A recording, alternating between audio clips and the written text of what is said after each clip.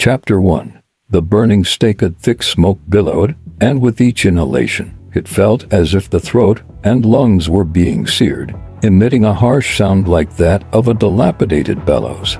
Shi Feng's consciousness quickly grew hazy. Mustn't fall asleep. If I do, I'll die. Stay awake. I have to. Amid the boundless crimson, the deepest and darkest black suddenly emerged. Shi Feng was like a drowning man, desperately struggling to grasp anything that could help him change his powerless drifting state and break free from this indescribable darkness. Suddenly, a glimmer of red light shone ahead, like the rising sun in the early morning. Under its illumination, Shi Feng felt a bit of strength returning to him, and then desperately made his way toward the red light. As he took a genuine step forward with the help of that light, the light grew even brighter, changing from crimson to pure white, shattering the darkness and vanishing in an instant. Whew! Shi Feng sat up abruptly, gasping for breath.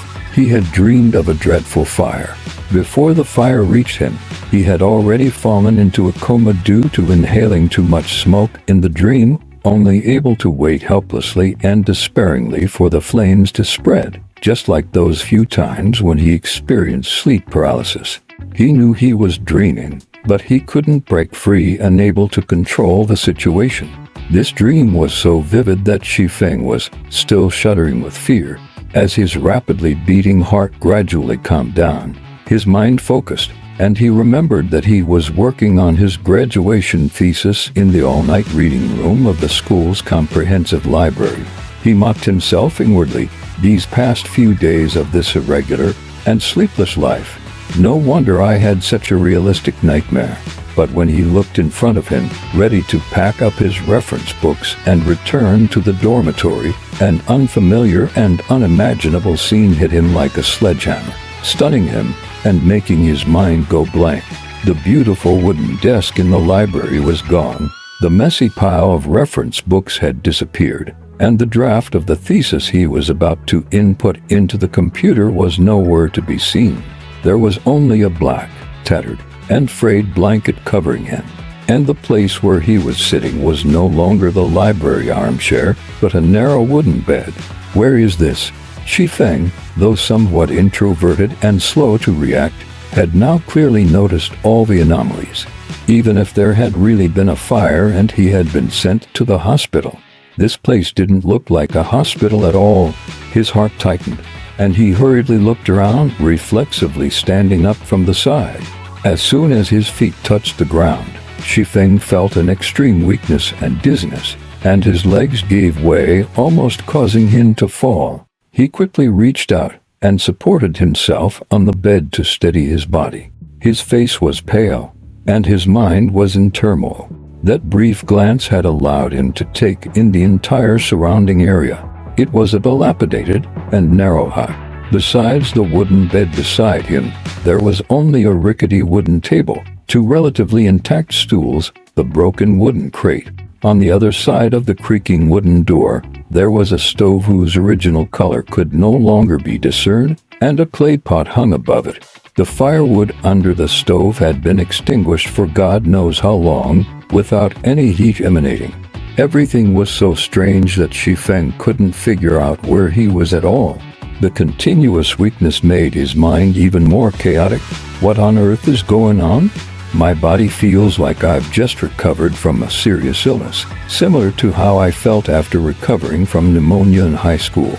Countless thoughts swirled in his mind, but Shi Feng had never encountered such an extremely strange thing before. His somewhat introverted nature made him momentarily at a loss as to what to do next, and a thick sense of panic was rapidly fermenting. Fortunately, nothing unpleasant showed up, allowing Shi Feng to take a few deep breaths habitually and slowly calm down his panic. At this moment, a shout came from afar outside the hut. "They're burning the witch!" At the Arden church. "They're burning the witch! Everyone, go quickly! Burn that damned evil witch!" Fear and excitement, two completely opposite emotions, were clearly revealed in the strange accent. Shi Feng was interrupted from his panic and became curious. He murmured to himself, "A witch? What kind of world is this? As an adult who liked novels, a bad premonition arose in Shai Feng's heart. But before he had time to think deeply, with a clang, the pitiful, tattered wooden door was suddenly pushed open, and a 12 or 13-year-old boy rushed in. Brother Lucien, the boy with short brown hair and wearing a knee-length linen top, saw Shai Feng standing by the bed, looking surprised and delighted. "You're awake?" Shai Feng looked at the boy's clothes that were different from the modern style and nodded numbly. A ridiculous thought popped into his mind. Lucien, which church burned? Could it be that I really have time traveled, and it's to the dark era of witch hunting in medieval Europe? Things always seem to be going in the worst direction. As Murphy's Law coldly reminded Shai Feng, the boy's hair color and the dirty old linen clothes he was wearing all seemed to confirm this. As for the language the boy spoke, Shai Feng's body could instinctively understand it and seemed to be able to speak it, but as someone far from being a linguist, he couldn't tell which language it was. Seeing Shai Feng in a daze, and with several black and gray smudges on his face, the little boy wasn't surprised. "Mom never believed me," she cried secretly in the middle of the night until her eyes were swollen, constantly muttering about the poor little Evans, as if Brother Lucien, you had already been buried in the cemetery. Dad was so bothered that he sent the bad boy from the Simon family to deliver a message to the Vienne Knights Manor early in the morning, asking my brother to come back somehow. He's already a squire in training. The doctors at the charity hall wouldn't dare to insist on those outrageous and ridiculous prices in front of him. When mentioning his brother who had become a squire in training, the little boy raised his chin slightly, showing a sincere sense of pride. "But now it's all right. They were wrong. I was right. How could something happen to Brother Lucien?" As he spoke, he grabbed Shai Feng's arm. "Come on, Brother Lucien. Let's go to the church square to watch the witch being burned. It's that hateful witch who got you caught and interrogated by the church guards all night." Having encountered such a major change and wanting to think quietly about his situation, Shai Feng originally didn't want to follow the little boy to join the excitement. Moreover, witnessing a living person being burned to death was something that Shai Feng, who considered himself a relatively kind person, couldn't accept. Since he was powerless to stop it, it was better not to watch. But the last sentence the little boy said startled Shai Feng. "Is this witch related to me?" So Shai Feng changed his mind, suppressed his surprise, and let the little boy lead him, staggering toward the Ardent Church. Along the way, Shai Feng took the opportunity to observe the people go into the Ardent Church. The weather was relatively warm. Men mostly wore short-sleeved linen tops, matching long pants, and flat shoes. Women wore dull and monotonous long skirts, often with a large pocket sewn on them. The common feature was simplicity and shabbiness. Most of them had brown hair and brown eyes, with some blonde, red, black hair, green, red, and blue eyes mixed in. Their facial features were deep and three-dimensional. Could it really be the Middle Ages? Shai Feng looked at himself and saw that he was also wearing a linen short top, long pants, and flat shoes. Not long after coming out of the dilapidated and low shantytown where the poor lived, a not-so-large but solemn and imposing church came into view. The semicircular vault soared high, with a huge white cross nailed on it, and the windows below were very narrow. There were already many people gathered in the square. The little boy pulled Shai Feng, squeezing left and right, constantly pushing forward, attracting many angry looks. But due to the location being the church square, no one dared to hit the two of them. After squeezing for a while, Shai Feng's vision suddenly opened up. It turned out that they had already reached the front row. In the center of the square, a wooden cross was placed, and a pale-faced, rather beautiful woman in a black robe was tied to it. The surrounding people from time to time threw stones, pieces of wood, and spat at the woman in the black robe, and the curses were a chaotic mess.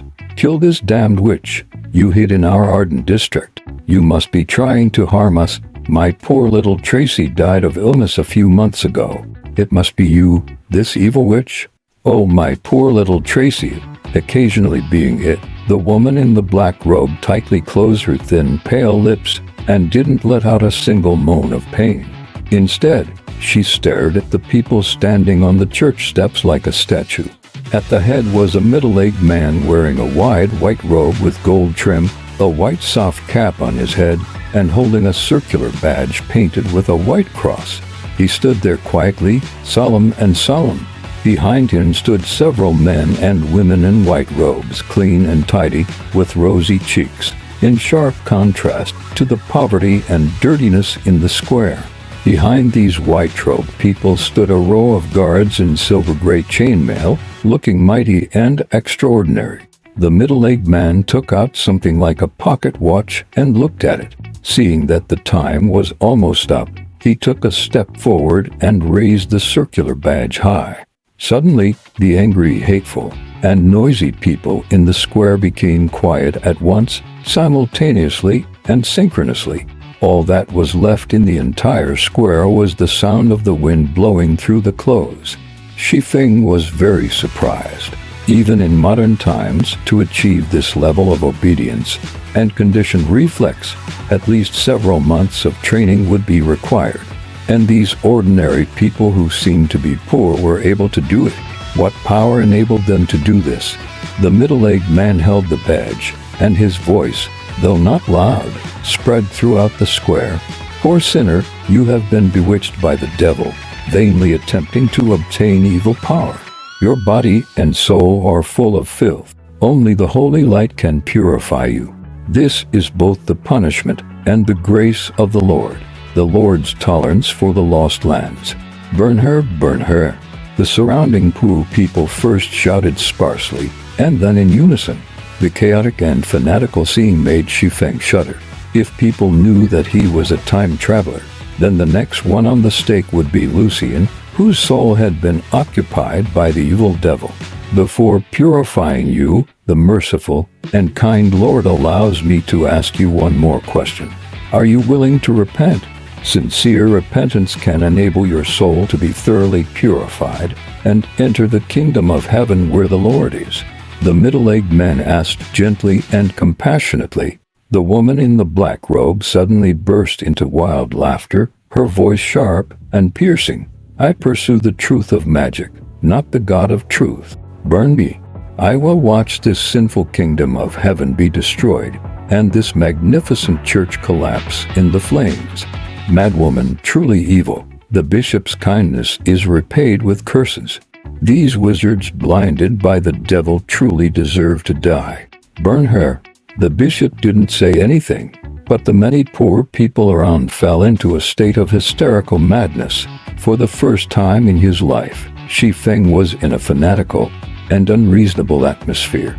Besides being shocked, he couldn't help thinking, medieval Europe is really dangerous. However, there's no pile of firewood.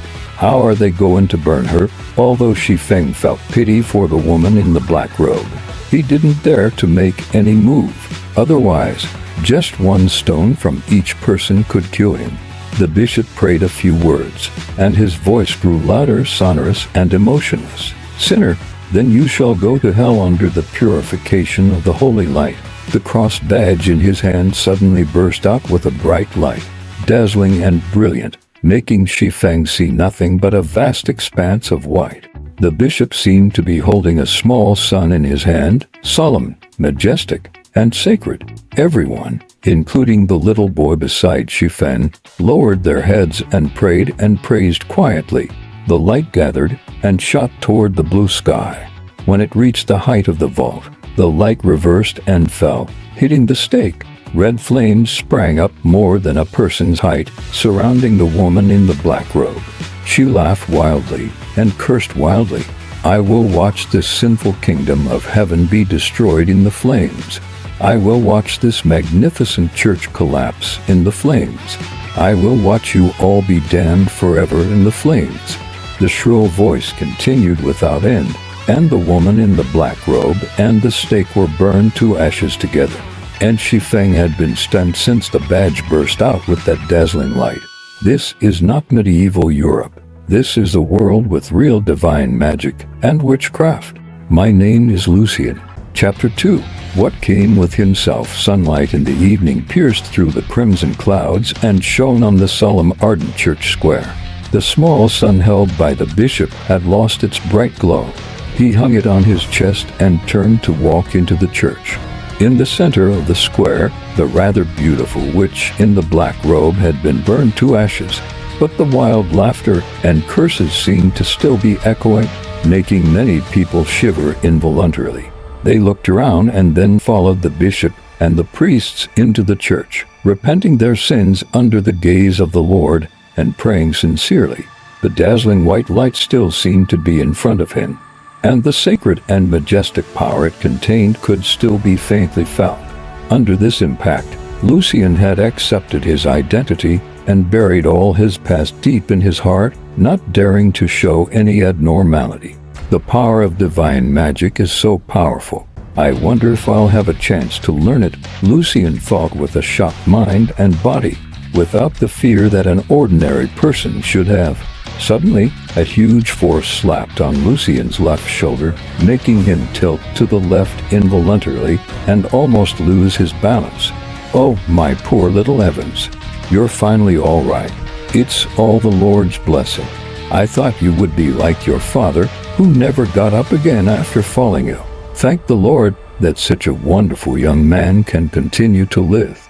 Lucian was slapped back to his senses from his shock. He saw a brown-haired woman as white as two of him standing beside him. She was wiping her tears with one hand and patting his shoulder with her right hand, which was as powerful as a bear's paw attack. Slightly dodging to avoid being slapped until he spat blood, Lucian opened his mouth but found that he couldn't say a word because, how should I address this woman?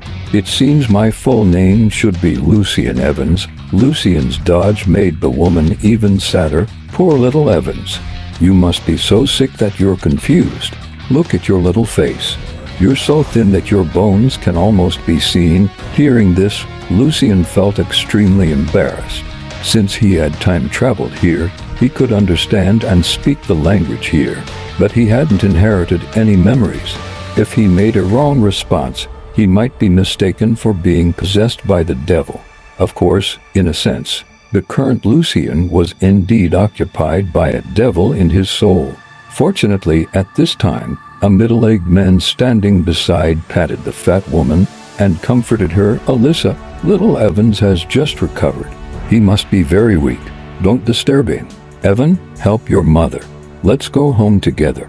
This middle-aged man was very thin, with a slightly hunched back and short, slightly grayish blonde hair.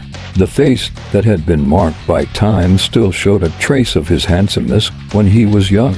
But in Lucian's eyes, this middle-aged man was like an angel with a pure white halo at this moment, an angel who saved him from embarrassment and nervousness.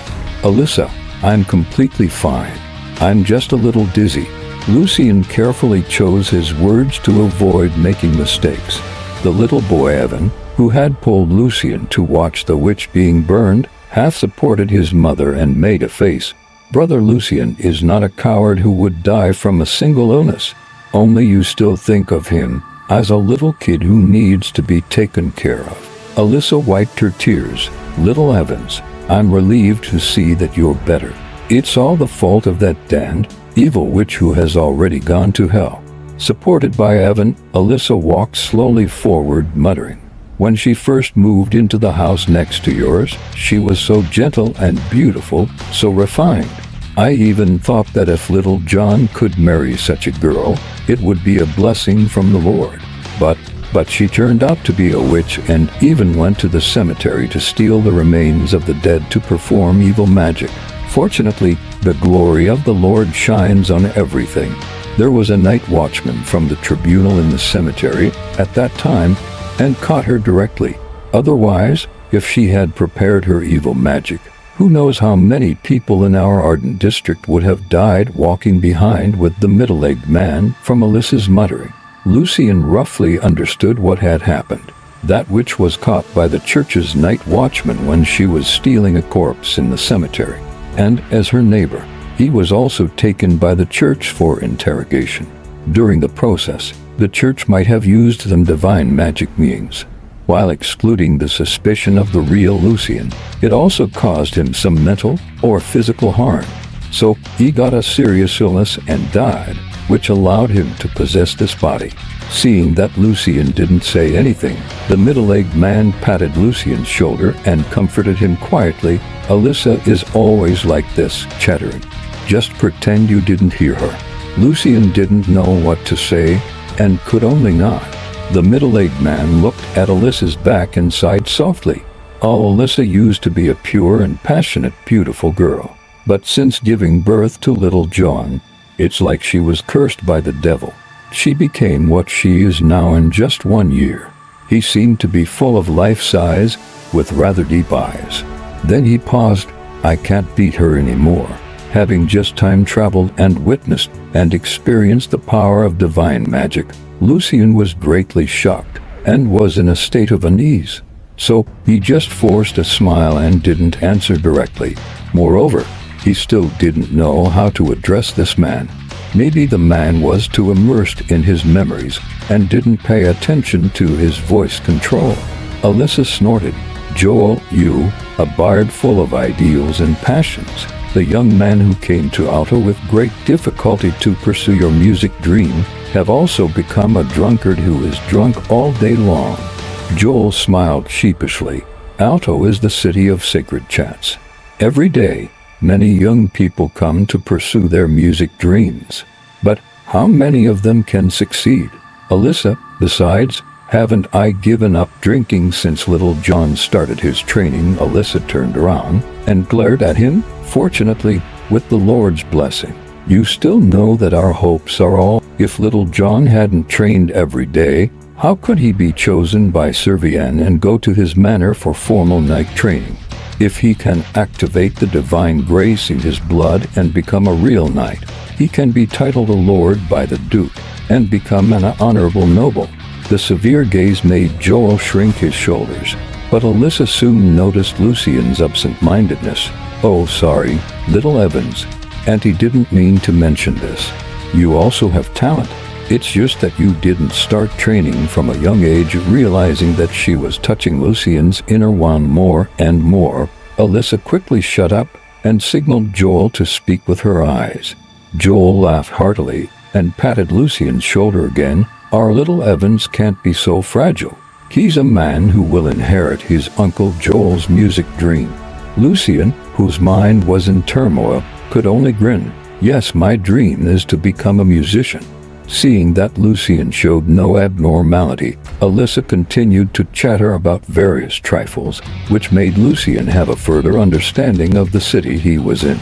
This was a large city called Alto, near the Dark Mountains, with the title of the City of Sacred Chants, prosperous and full of opportunities. Currently, the place where he lived was the Arden District, a slum area in Alto, and it seemed that because of a few days of serious illness, he had lost his fixed job of helping to carry goods in the market district. Soon, the four of them walked to the small hut where Lucian lived. Alyssa wanted to invite Lucian to have dinner at her home, but Lucian, who desperately needed to be alone, declined her politely. When they parted, Evan asked Lucian curiously in a low voice, "Brother Lucian, when did your dream become to be a musician?" "Just now." Lucian moved his mouth numbly. Evan let out a long moan. After entering the hut and locking the door, Lucian sat down absent-mindedly, with his elbows on the wooden table and his head buried deeply in his elbows. "I've actually time-traveled, and it's to a world with such inhuman power. If I'm not careful, I'll be tied to a stake and burned alive." The emotions that arose from witnessing the tragic end of the witch just now finally burst out when he was alone. Lucian was shocked, scared, and frightened. Of course, as a person who hadn't experienced many major events, although Lucian was a bit introverted and tended to panic when things happened, under that huge pressure, he still managed to remain calm until he came back and couldn't hold it in anymore. It has to be said that the environment and experiences are the best ways to temper a person. As time passed, darkness gradually fell. Lucian also adapted to the fear and calmed down. Since he had already time-traveled, Being terrified, worried, and afraid wouldn't help. He could only be careful and take one step at a time. If he died this time, there might not be such a good thing as time traveling again. After his emotions recovered and suppressing his thoughts and concerns about his parents and friends, just as he was about to plan his life, Lucien immediately felt a surge of hunger. It felt like there was a fire burning in his stomach, and saliva kept secreting. Swallowing his saliva, filling his stomach was the top priority. Lucien interrupted his thinking and walked to the only wooden crate in the hut that could store things. In the dilapidated crate, besides some clothes, Lucien saw 2 black bread-like foods and 7 brass coins that shone with a metallic luster. His stomach had taken over his mind. He didn't have the extra energy to think about other things. He picked up a piece of black bread and took a bite. With a crack sound, Lucien quickly covered his mouth with his hand. His teeth almost broke. Was this bread or a wooden stick? Sniffing it, Lucien reluctantly confirmed that it was indeed bread, but it was so hard that it could knock out an adult. Forcing himself to endure the hunger, Lucien took up the flint from the wooden crate. After a few failures, he finally managed to light the firewood under the stove and started to toast the bread properly. Braised pork in brown sauce, spicy chicken wings, steamed beef with rice flour, kung pao chicken. While toasting the bread, Lucien muttered about delicious food, and saliva couldn't help but well up. When the black bread became a little softer, Lucien couldn't help but take a bite. The horrible taste was like chewing sawdust, but Lucien still ate voraciously. While eating, he couldn't help but lament, "If I have to eat such food every day, I might as well die. No, I must earn money. I must get rid of this poor life. If I could learn divine magic and become a bishop or a priest." In his wild imagination, Lucien remembered the well-dressed bishop and priests he saw in front of the church, remembered that inhuman power and the noble status they derived from it, and couldn't help but be excited. But, in my current situation, going to the church isn't seeking death. I wonder if there are other ways to obtain inhuman extraordinary power, like that divine grace. If I can't obtain such power, will the things I've learned be useful in this world? After satisfying his hunger, Lucien began to seriously analyze his path to survival. But when he just started to recall the knowledge he had learned, Lucien suddenly realized that there seemed to be something more in his mind. After careful inspection, Lucien couldn't help but widen his eyes. Aren't these the books from the library? Did they also time travel with me? There were actually all the books from the entire comprehensive library in his mind. They didn't seem like memories, but more like projections, neatly categorized and placed for Lucien to read.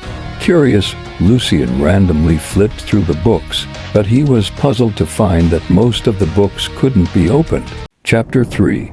Late at night. Since something as extraordinary as time travel had already happened, having a whole library in his mind wasn't such an extremely strange and unacceptable thing. However, a large portion of the books in his mind couldn't be opened, and he couldn't see their contents, which left Lucien very puzzled. Trying hard to stay calm so that the library in his mind wouldn't become difficult to access due to excessive emotional fluctuations, Lucien flipped through the books one by one, recording which ones could be opened and which ones couldn't. History books can all be opened. Economics books are okay. Art books can also be opened. For books on mathematics, physics, chemistry, biology, etc., some can be opened while others can't. Could it be that they can't be opened because of the different world rules? But when I recall the similar knowledge I've learned, at least the knowledge at the university level can still be remembered and isn't blocked. The books that could be opened were mainly those at the junior high and senior high school level. However, a university comprehensive library definitely wouldn't collect junior high and senior high school textbooks. There were just some scattered teaching research materials and medieval thesis materials of the corresponding level for students to refer to. There were a lot of books in the library. After only flipping through a small part of them, Lucien discovered these problems, but he wasn't sure and couldn't figure out the reason. Having just recovered from a serious illness, Lucien's body was very weak now, and his mental state wasn't good either. After continuously flipping through quite a number of books, his mind became muddled, and he could no longer sense the library. With great effort, he dragged himself back to bed and fell into a deep sleep. Only by getting enough rest and recovering his health could he face tomorrow. Lucien couldn't forget that he only had one piece of black bread left. Survival always came first. He was sleeping soundly when a series of squeaking sounds and the sharp noise of something biting would reach his ears, waking him up from a dream in which he was surrounded by delicious food and lying on a warm and soft big bed. Rats, still sleepy, Lucien turned over drowsily, ready to continue sleeping. However, the sound of the rats grinding their teeth on the wood and stones grew louder and more piercing, making Lucien toss and turn in bed and unable to fall asleep again in the dead of night when his senses were. After waiting for a long time, the gnawing sound still didn't stop. Lucien had no choice but to pull the blanket over his ears. But the sound seemed to be so penetrating that it came from all directions, making it impossible to create a quiet environment for him to fall asleep.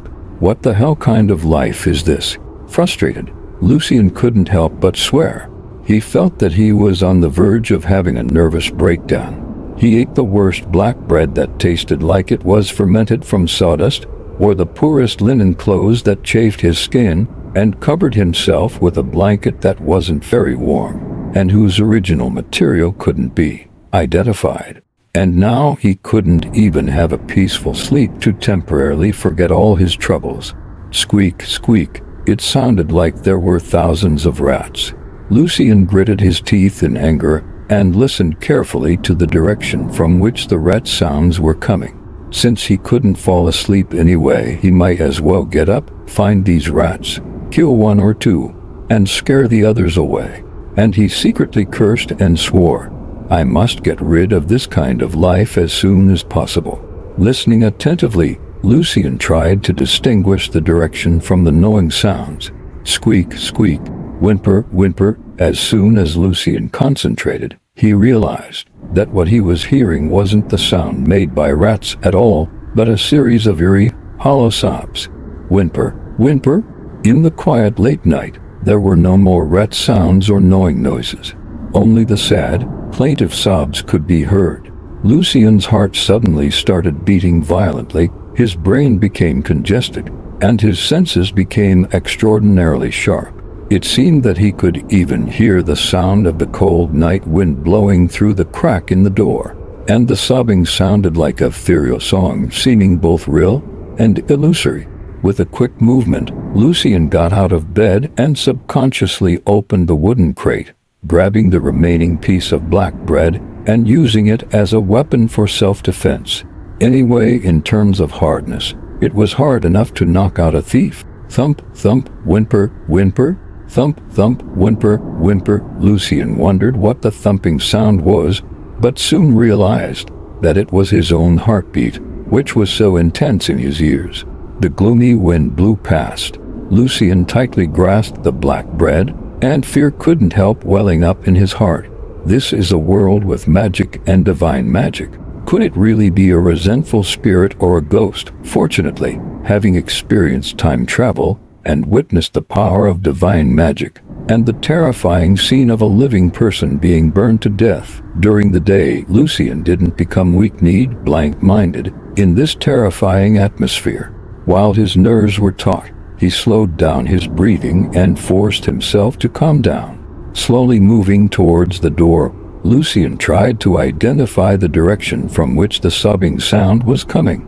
The sobs were full of desolation. In the now very quiet late night, they were so obvious. But it seemed that all the neighbors were lost in their dreams, and none of them made the slightest movement. This sobbing seems to be coming from under the right wall.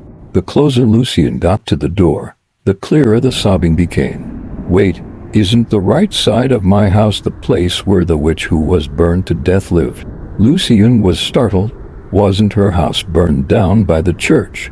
Could there still be a hidden cellar or secret room hiding her resentful spirit and other things? Thinking of the hidden secret room, words like adventure, treasure, magic notebook immediately flashed through Lucien's mind as he had read many novels. A bit of greed couldn't help emerging in his heart. Whimper, whimper. The sobbing seemed to become a bit shrill, making Lucien shiver involuntarily and quickly come to his senses. Even if there are treasures and a magic notebook, they are guarded by this weeping, resentful spirit. I'm just an ordinary person who has just recovered from a serious illness, and I don't know how powerful the resentful spirits in this world are or what their weaknesses are. What can I use to deal with them? Maybe I'll be bewitched, killed, or possessed by the resentful spirit. After coming to his senses, Lucien analyzed his own situation and became more and more frightened. If he was blinded by greed and lost his mind because of the thought of an adventure and rashly went to look for it, he would most likely lose his life down there. But I can't just wait like this either. Who knows if the resentful spirit will come up? Lucien's mind was spinning rapidly as he thought about countermeasures. Suddenly, an idea flashed through Lucien's mind, and he thought of the power he could rely on. So he carefully moved towards the door, afraid that a resentful spirit might suddenly appear behind him or in front of him. The black bread was soaked with the sweat from his palm. Slowly opening the wooden door bit by bit, Lucien's forehead was covered with cold sweat. The door was half open, and outside, the night was deep, and the cold wind was swirling. Lucien stepped out of the room one step at a time and saw a glimmer of light in the distance. There were no resentful spirits appearing in front, behind, to the left, to the right, above or below him. And after coming out of the house, the ghost sobbing had become very faint and muffled. Lucien relaxed a little, took a deep breath, and then took another breath before shouting loudly, "There's a ghost! A ghost is harming people." The loud voice even startled Lucien himself. He didn't expect that he could shout so loudly when he exerted all his strength. Woof, woof, woof. The wild dogs were scared and started barking wildly. While listening to all this, Lucien hurriedly ran towards the ardent church. Dealing with the purification of the resentful spirit should be left to the professionals. Moreover, as the neighbor of the witch, he was very likely still being watched by the church. If it were the original Lucien, it wouldn't have been a big deal. But he was hiding the secret of time travel. If he let his guard down even a little, he would give himself away. This time, by taking the initiative to seek help from the church regarding the matter of the witch, he could just clear his suspicion and gain the church's trust. So he wouldn't have to worry about being watched by the church anymore. Lucien had also thought of the possibility that the church people might be greedy for the witch's treasures, kill him to silence him, and frame him. That's why he shouted that there was a ghost to wake everyone up. In his haste, Lucien had only thought of these aspects and couldn't cover everything comprehensively. The ardent church wasn't far away, and soon Lucien saw the building with its faint yellow candlelight shining. There were 2 guards in silver chainmail standing at the entrance of the church. When they saw Lucien running over, one stretched out his hand to stop him, and the other half drew his long sword, ready to strike at any moment. The middle of the night always made people feel dangerous. "What are you doing at the church?" the guard, who stretched out his hand, asked. Lucien's voice was tense even without pretending. "There's a ghost. I heard the ghost sobbing. It came from the house where the witch who was burned to death today lived." After hearing this, the guard also looked a bit panicked. He didn't doubt Lucien's words. This kind of thing was beyond the judgment of a squire like him. So he asked Lucien to stay where he was, with the other guard watching him, and then he turned around and walked into the church to report to the night watch priest. The sound of the armor clashing gradually faded away as he walked further inside. A few minutes later, a young priest in a white robe walked out of the church with the guard. He had blonde hair, a thin face, and maintained a unique rhythm while walking, looking very elegant. "I'm Pastor Benjamin. Tell me about the ghost again." In front of Pastor Benjamin, the two guards stood quietly, not daring to make any move for fear that the sound of their armor would interfere with Pastor Benjamin's questioning. Lucian patiently recounted how he discovered the ghost sobbing, how he thought of coming to the church, and what he had done about it. His attitude was sincere and respectful. After listening, Benjamin showed a gentle smile on his face. "Very good. You've done well. Being able to overcome your fear and come to report to the church shows your piety to the Lord." He praised Lucian a few words and then turned to the guard and said, "Thompson, call out Gary Paul and the other two. That witch was just a magic apprentice. There's no need to disturb the bishop." "Yes, Pastor Benjamin." Thompson didn't say much.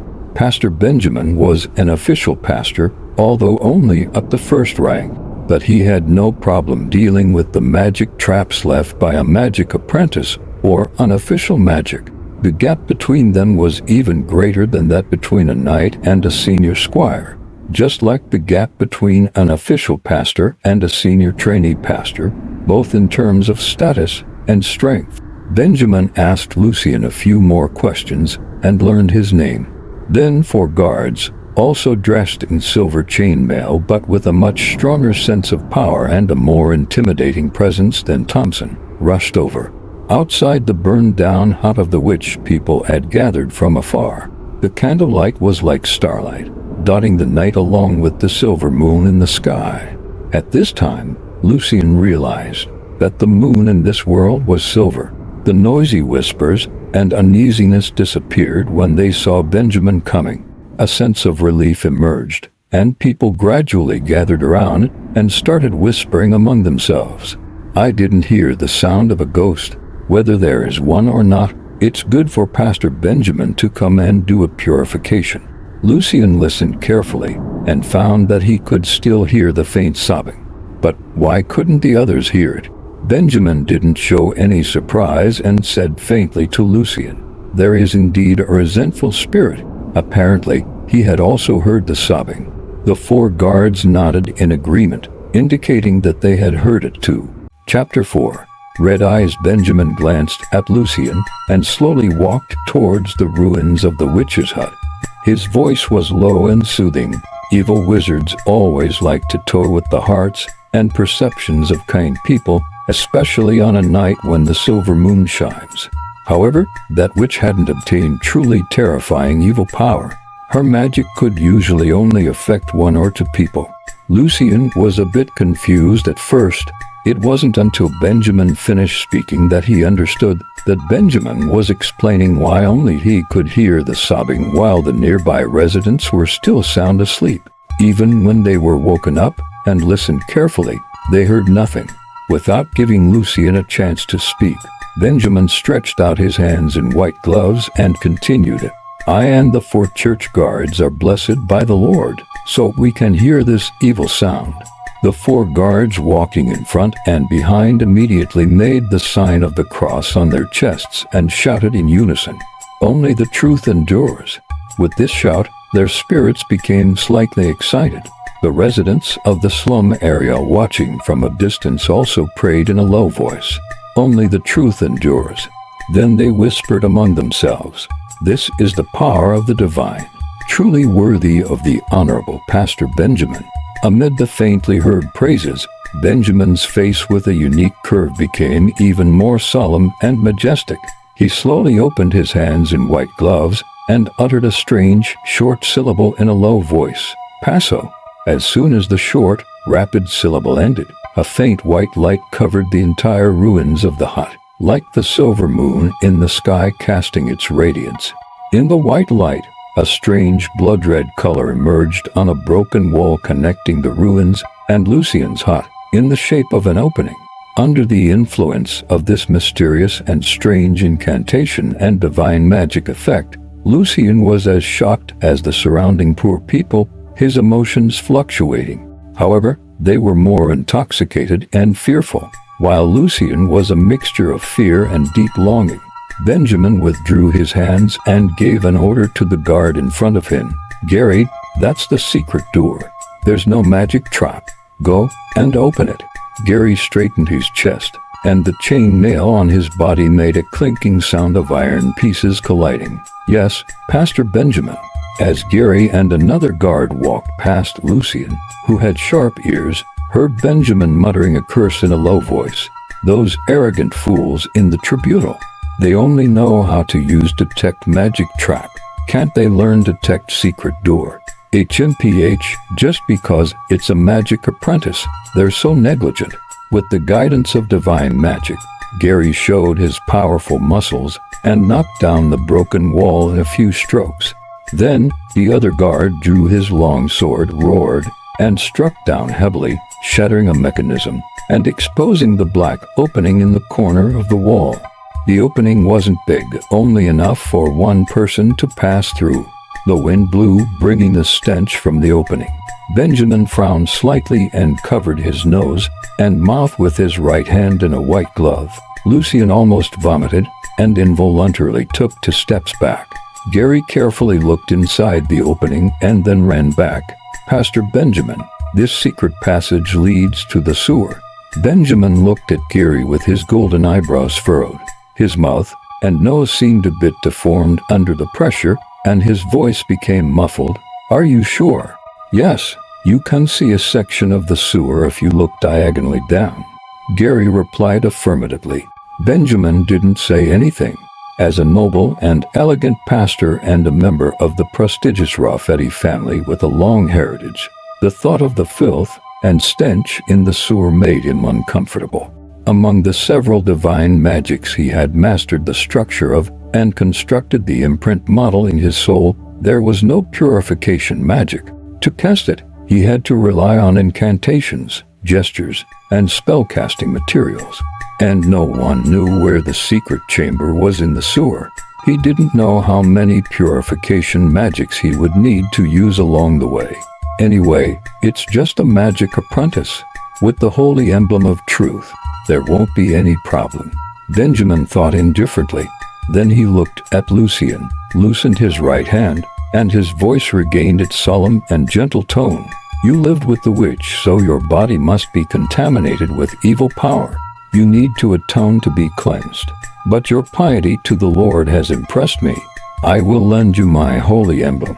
Once you can purify the power left by the evil witch, you can regain the Lord's favor. Go, Lucian, do the Lord's work, and the Lord's eyes will be upon you." After successfully running to the church and leading Benjamin, Gary, and the others over, Lucian felt much more relaxed. With a pastor and guards, it shouldn't be difficult to get rid of the resentful spirit or ghost. And no matter how difficult it was, it wouldn't be the turn of an ordinary person like him who had just recovered. So, when he heard Benjamin's words at this time, Lucian's mind immediately buzzed. He actually wants me to purify the resentful spirit. I'm just an ordinary person. Seeing the surprise and resistance on Lucian's face, Benjamin asked calmly and kindly, "You don't want to?" There was no malice, but Lucian shuddered and came to his senses. If he answered no, he might become a corpse immediately. If he agreed, from what Benjamin said, it seemed that he planned to lend him the holy emblem, and probably 2 or 3 guards would go with him. Dealing with the incomplete resentful spirit left by a magic apprentice that Benjamin didn't seem to value highly shouldn't be too dangerous. Whether Benjamin really didn't want to go down because he disliked the filth of the sewer or had other ideas, messing up this seemingly simple thing wouldn't do him any good. Suppressing the hatred that arose in his heart, Lucian replied with a very stiff smile, "I'm willing to serve the Lord." Benjamin didn't pay attention to Lucian's stiffness. He took off the holy emblem amulet around his neck with his right hand and handed it to Lucian. "This is the holy emblem of truth. I will cast a blessing magic on you later. With it, you can concentrate more easily. Then, by coordinating with the incantation and rubbing the holy emblem with your spirit and fingers, you can activate the power of the Lord contained within it." After suppressing his emotions, Lucian was full of curiosity about this holy emblem that could cast divine magic. The holy emblem had a golden base, with a white cross that emitted a faint light engraved on it, or on the cross, in the deep golden color. There were many crisscrossing lines and patterns such as circles, triangles, squares, and rectangles. They were strangely connected together, making the cross look mysterious and solemn. Taking the holy emblem in his hand, Lucian immediately felt a gentle and warm power spreading through his body. Even facing the cold night wind, he felt as warm as if he were basking in the sun. There are two unofficial divine magics in the holy emblem: light magic and minor healing, which can be used 3 times a day, and 3 first-level divine magics: holy light shield, radiant sword, and holy light strike, which can only be used once a day. Okay, listen carefully to their incantations. Lucian had no way out and had to go down. So the power of divine magic was extremely important to him. He studied the incantations taught by Benjamin attentively. The incantations were short syllables, but the tone changes were extremely difficult to pronounce. It took a lot of effort for Lucian to barely avoid making mistakes. Benjamin nodded almost imperceptibly and stretched out his right hand. This time, without an incantation, a pure white light enveloped Lucian and slowly dissipated, making Lucian feel full of strength, healthier than ever before. At the same time, his spirit was concentrated and sharp, and he could hear voices from a farther distance. Pastor Benjamin actually let Lucian go down and gave him the holy emblem. Didn't you hear? It's Pastor Benjamin's kindness. Let Lucian go down to wash away his sins. Praise the Lord. Praise Pastor Benjamin. Lucian didn't have much common sense about this world yet. So after receiving the blessing magic, he quietly waited for Benjamin to cast the blessing magic on Gary and the other 2 guards. There was an interval of about 2 to 3 seconds between each time Benjamin cast the blessing magic. After finishing all this, Benjamin looked at Lucian and the others. Paul, guard the entrance of the secret passage. Gary, Hausen, and Korea, you 3 go down with Lucian. Then his expression became serious, and he made the sign of the cross on his chest. May the Lord's glory protect you. Only the truth endures. The 3 guards, Gary and the others, looked a bit excited and replied loudly. Lucian was half a beat slow. He didn't know whether to reply or not. Fortunately, Benjamin didn't care about this and watched them slowly walk into the secret passage connected to the sewer. The other guard, Paul, asked in a low voice the question that had puzzled him for a long time. Pastor Benjamin, why him? With the incantation and the holy emblem, he and Gary and the other guards could also activate the divine magic inside. It was just a little slower than Pastor Benjamin and other priests, trainee priests, or those evil magicians.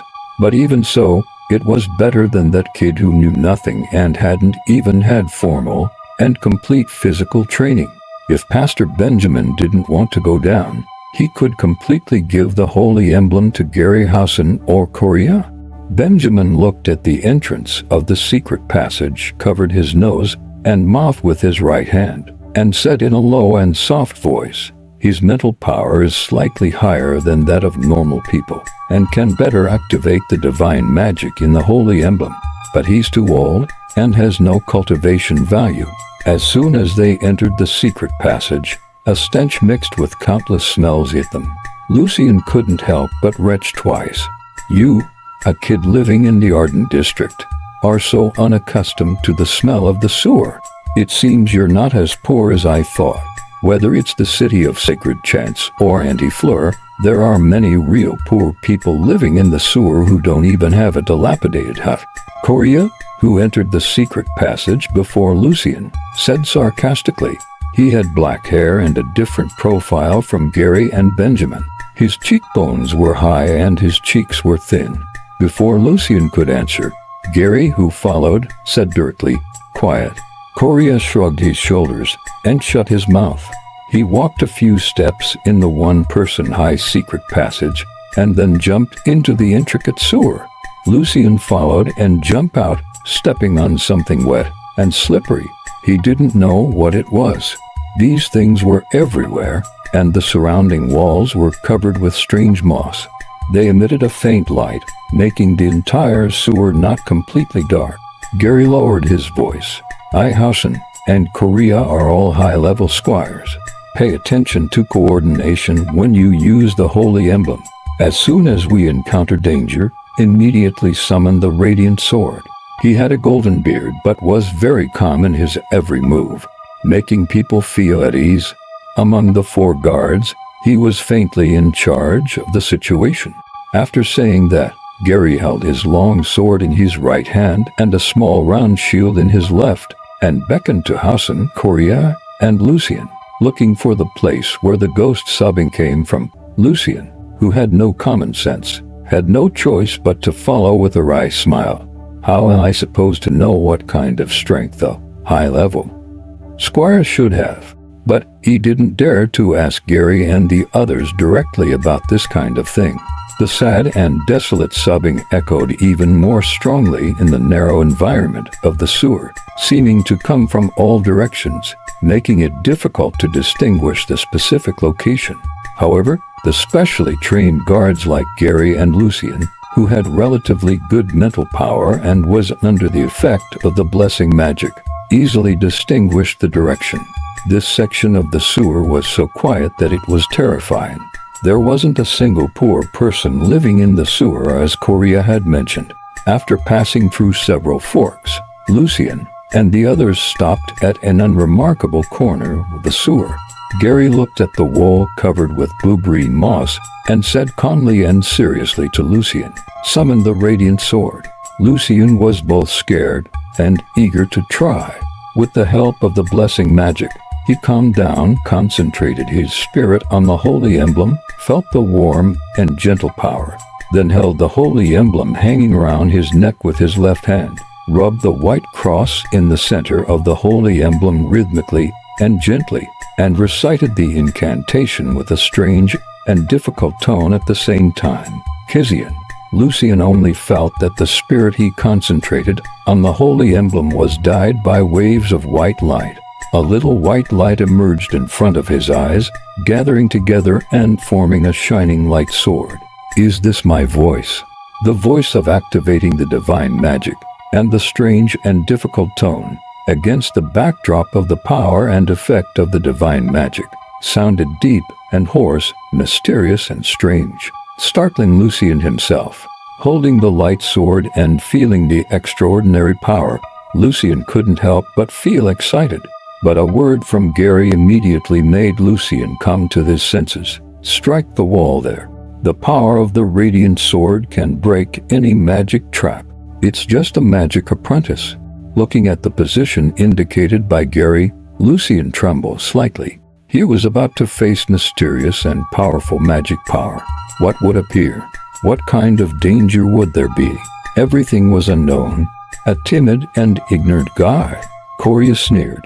Lucien knew that he could only bite the bullet, so he took 2 deep breaths. The horrible stench made Lucien gradually calm down. He gritted his teeth and shouted in his heart, "It's just death." He swung the radiant sword in his right hand fiercely and struck it on the wet and disgusting wall. A flash of white light shone, and the stone was like soft mud, unable to resist. When Lucien cut through it, he also seemed to cut through some strange things. There was a strange sense of shattering, and a faint black gas disappeared rapidly under the blade of the radiant sword. The entire wall completely collapsed. Inside the wall was deep darkness. Suddenly, 2 strange, cold, and ferocious red lights lit up in the darkness. More and more such red lights appeared, densely packed, filling the entire darkness. Lucien's mouth was dry, his spirit was tense, and his palms were sweating. These seemed to be pairs of eyes. Chapter 5. Sudden change. Facing this eerie and terrifying scene, Lucien really felt his hands and feet trembling, and his head spinning. His thoughts about what to do and what not to do were all jumbled up. On the surface, he was so scared that he froze on the spot, completely unable to react. The holy emblem. Wait, I still have the holy emblem of truth. In his panic, Lucien thought of his greatest reliance. Subconsciously, He concentrated his spirit, wanting to recite the incantation and activate the first-level divine magic holy light shoe. Anyway, protecting himself was the most important thing. Hi! At this moment, a thunderous roar rang in Lucien's ears, making his back tense up, his hairs stand on end, and his panicked and chaotic thoughts suddenly halt. Like magic, Gary's calm voice reached Lucien's ears. It was Gary who had roared just now and awakened Lucien, Korea and Hassan from their daze and shock. Gary's calm and composed attitude influenced Lucien, allowing him to quickly regain at least a basic level of reaction. Without thinking too much, he rubbed the holy emblem and uttered a strange syllable in a low voice. Gaia. A spherical white light appeared in front of Lucien and the others, dispelling the deep darkness. Then, Lucien saw a mass of black rats. They were of normal size, but their eyes were red. They gathered on the floor, walls, and strange humanoid plants in a secret room, densely packed, making Lucien's scalp tingle. As soon as the white light appeared, these rats seemed to have seen their natural enemies. They squeaked and rushed towards Lucien, Gary, and the others like a tide. As the red-eyed rats scattered, the appearance of the secret room was revealed to Lucien and the others. There was a desk in the corner, with 3 books emitting strange glimmers on it. In the center was a flat and large strange table, on which were drawn many strange patterns, some red, some blue, and some green, strangely similar to the patterns around the cross on the holy emblem of truth. And on these patterns were placed small stoves, small pots, glass bottles, and other things. Neither Lucien nor Gary had time to observe carefully because those crazy rats, carrying a stench and an air of strangeness, had already rushed in front of them. The silent Hassan and the caustic Korea, awakened by Gary's roar, skillfully held their long swords and shields, one on the left and one on the right beside Gary, forming a simple battle formation. Facing rats instead of other grotesque monsters, Lucien, influenced by Gary's calmness, became even more relaxed. However, there were just too many rats, and they were too strange, which still made Lucien's heart palpitate. The leading red-eyed rat leaped up and pounced towards Lucien, its mouth wide open, revealing 2 long and sharp teeth. Lucien, holding the radiant sword in one hand, hurriedly swung the blade of the light sword towards the red-eyed rat. The light sword summoned by divine magic was far sharper than an ordinary knight's long sword. However, Lucien swung this sword in a hurry and misjudged the jumping speed and strangeness of the red-eyed rat. The light sword could only slide past it. At the place where the red-eyed rat and the light sword touched, the black fur quickly charred and spread towards the flesh. But by then, the red-eyed rat had already pounced in front of Lucien. Its red pupils, shining with a cold light, were extremely clear, and the rotten and stinking smell from its mouth was faintly perceptible. Having missed with his sword swing and with the red-eyed rat right in front of him, Lucien immediately panicked. He wanted to swing the sword back to strike, and also wanted to directly stretch out his left hand to block. In this contradiction, he almost dropped the radiant sword on the ground. Seeing that the red-eyed rat was about to bite his chest, Lucien was at a loss and had no way to deal with it. Suddenly, a long sword flashing with a cold light stretched out from the side and just cut the red-eyed rat's neck, chopping it into 2 pieces. Don't panic. If you can't block in time, avoid the vital parts. There's healing divine magic. Gary's low voice came. Korea's sharp voice rang out at the same time. Retreat to the back and stay close to us. Are you trying to get yourself killed by standing in front alone as a rookie in this situation?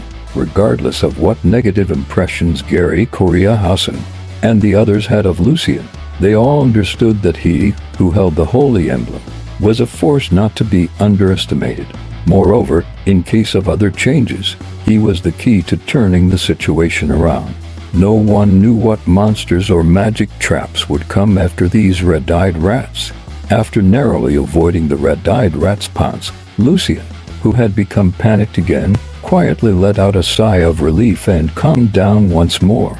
Compared to Gary, a high-level squire who had received training and even had rich combat experience, he was too immature, too inexperienced, and too helpless when facing dangerous situations or sudden changes. Not everyone was born with the talent for combat or the ability to remain calm in the face of danger.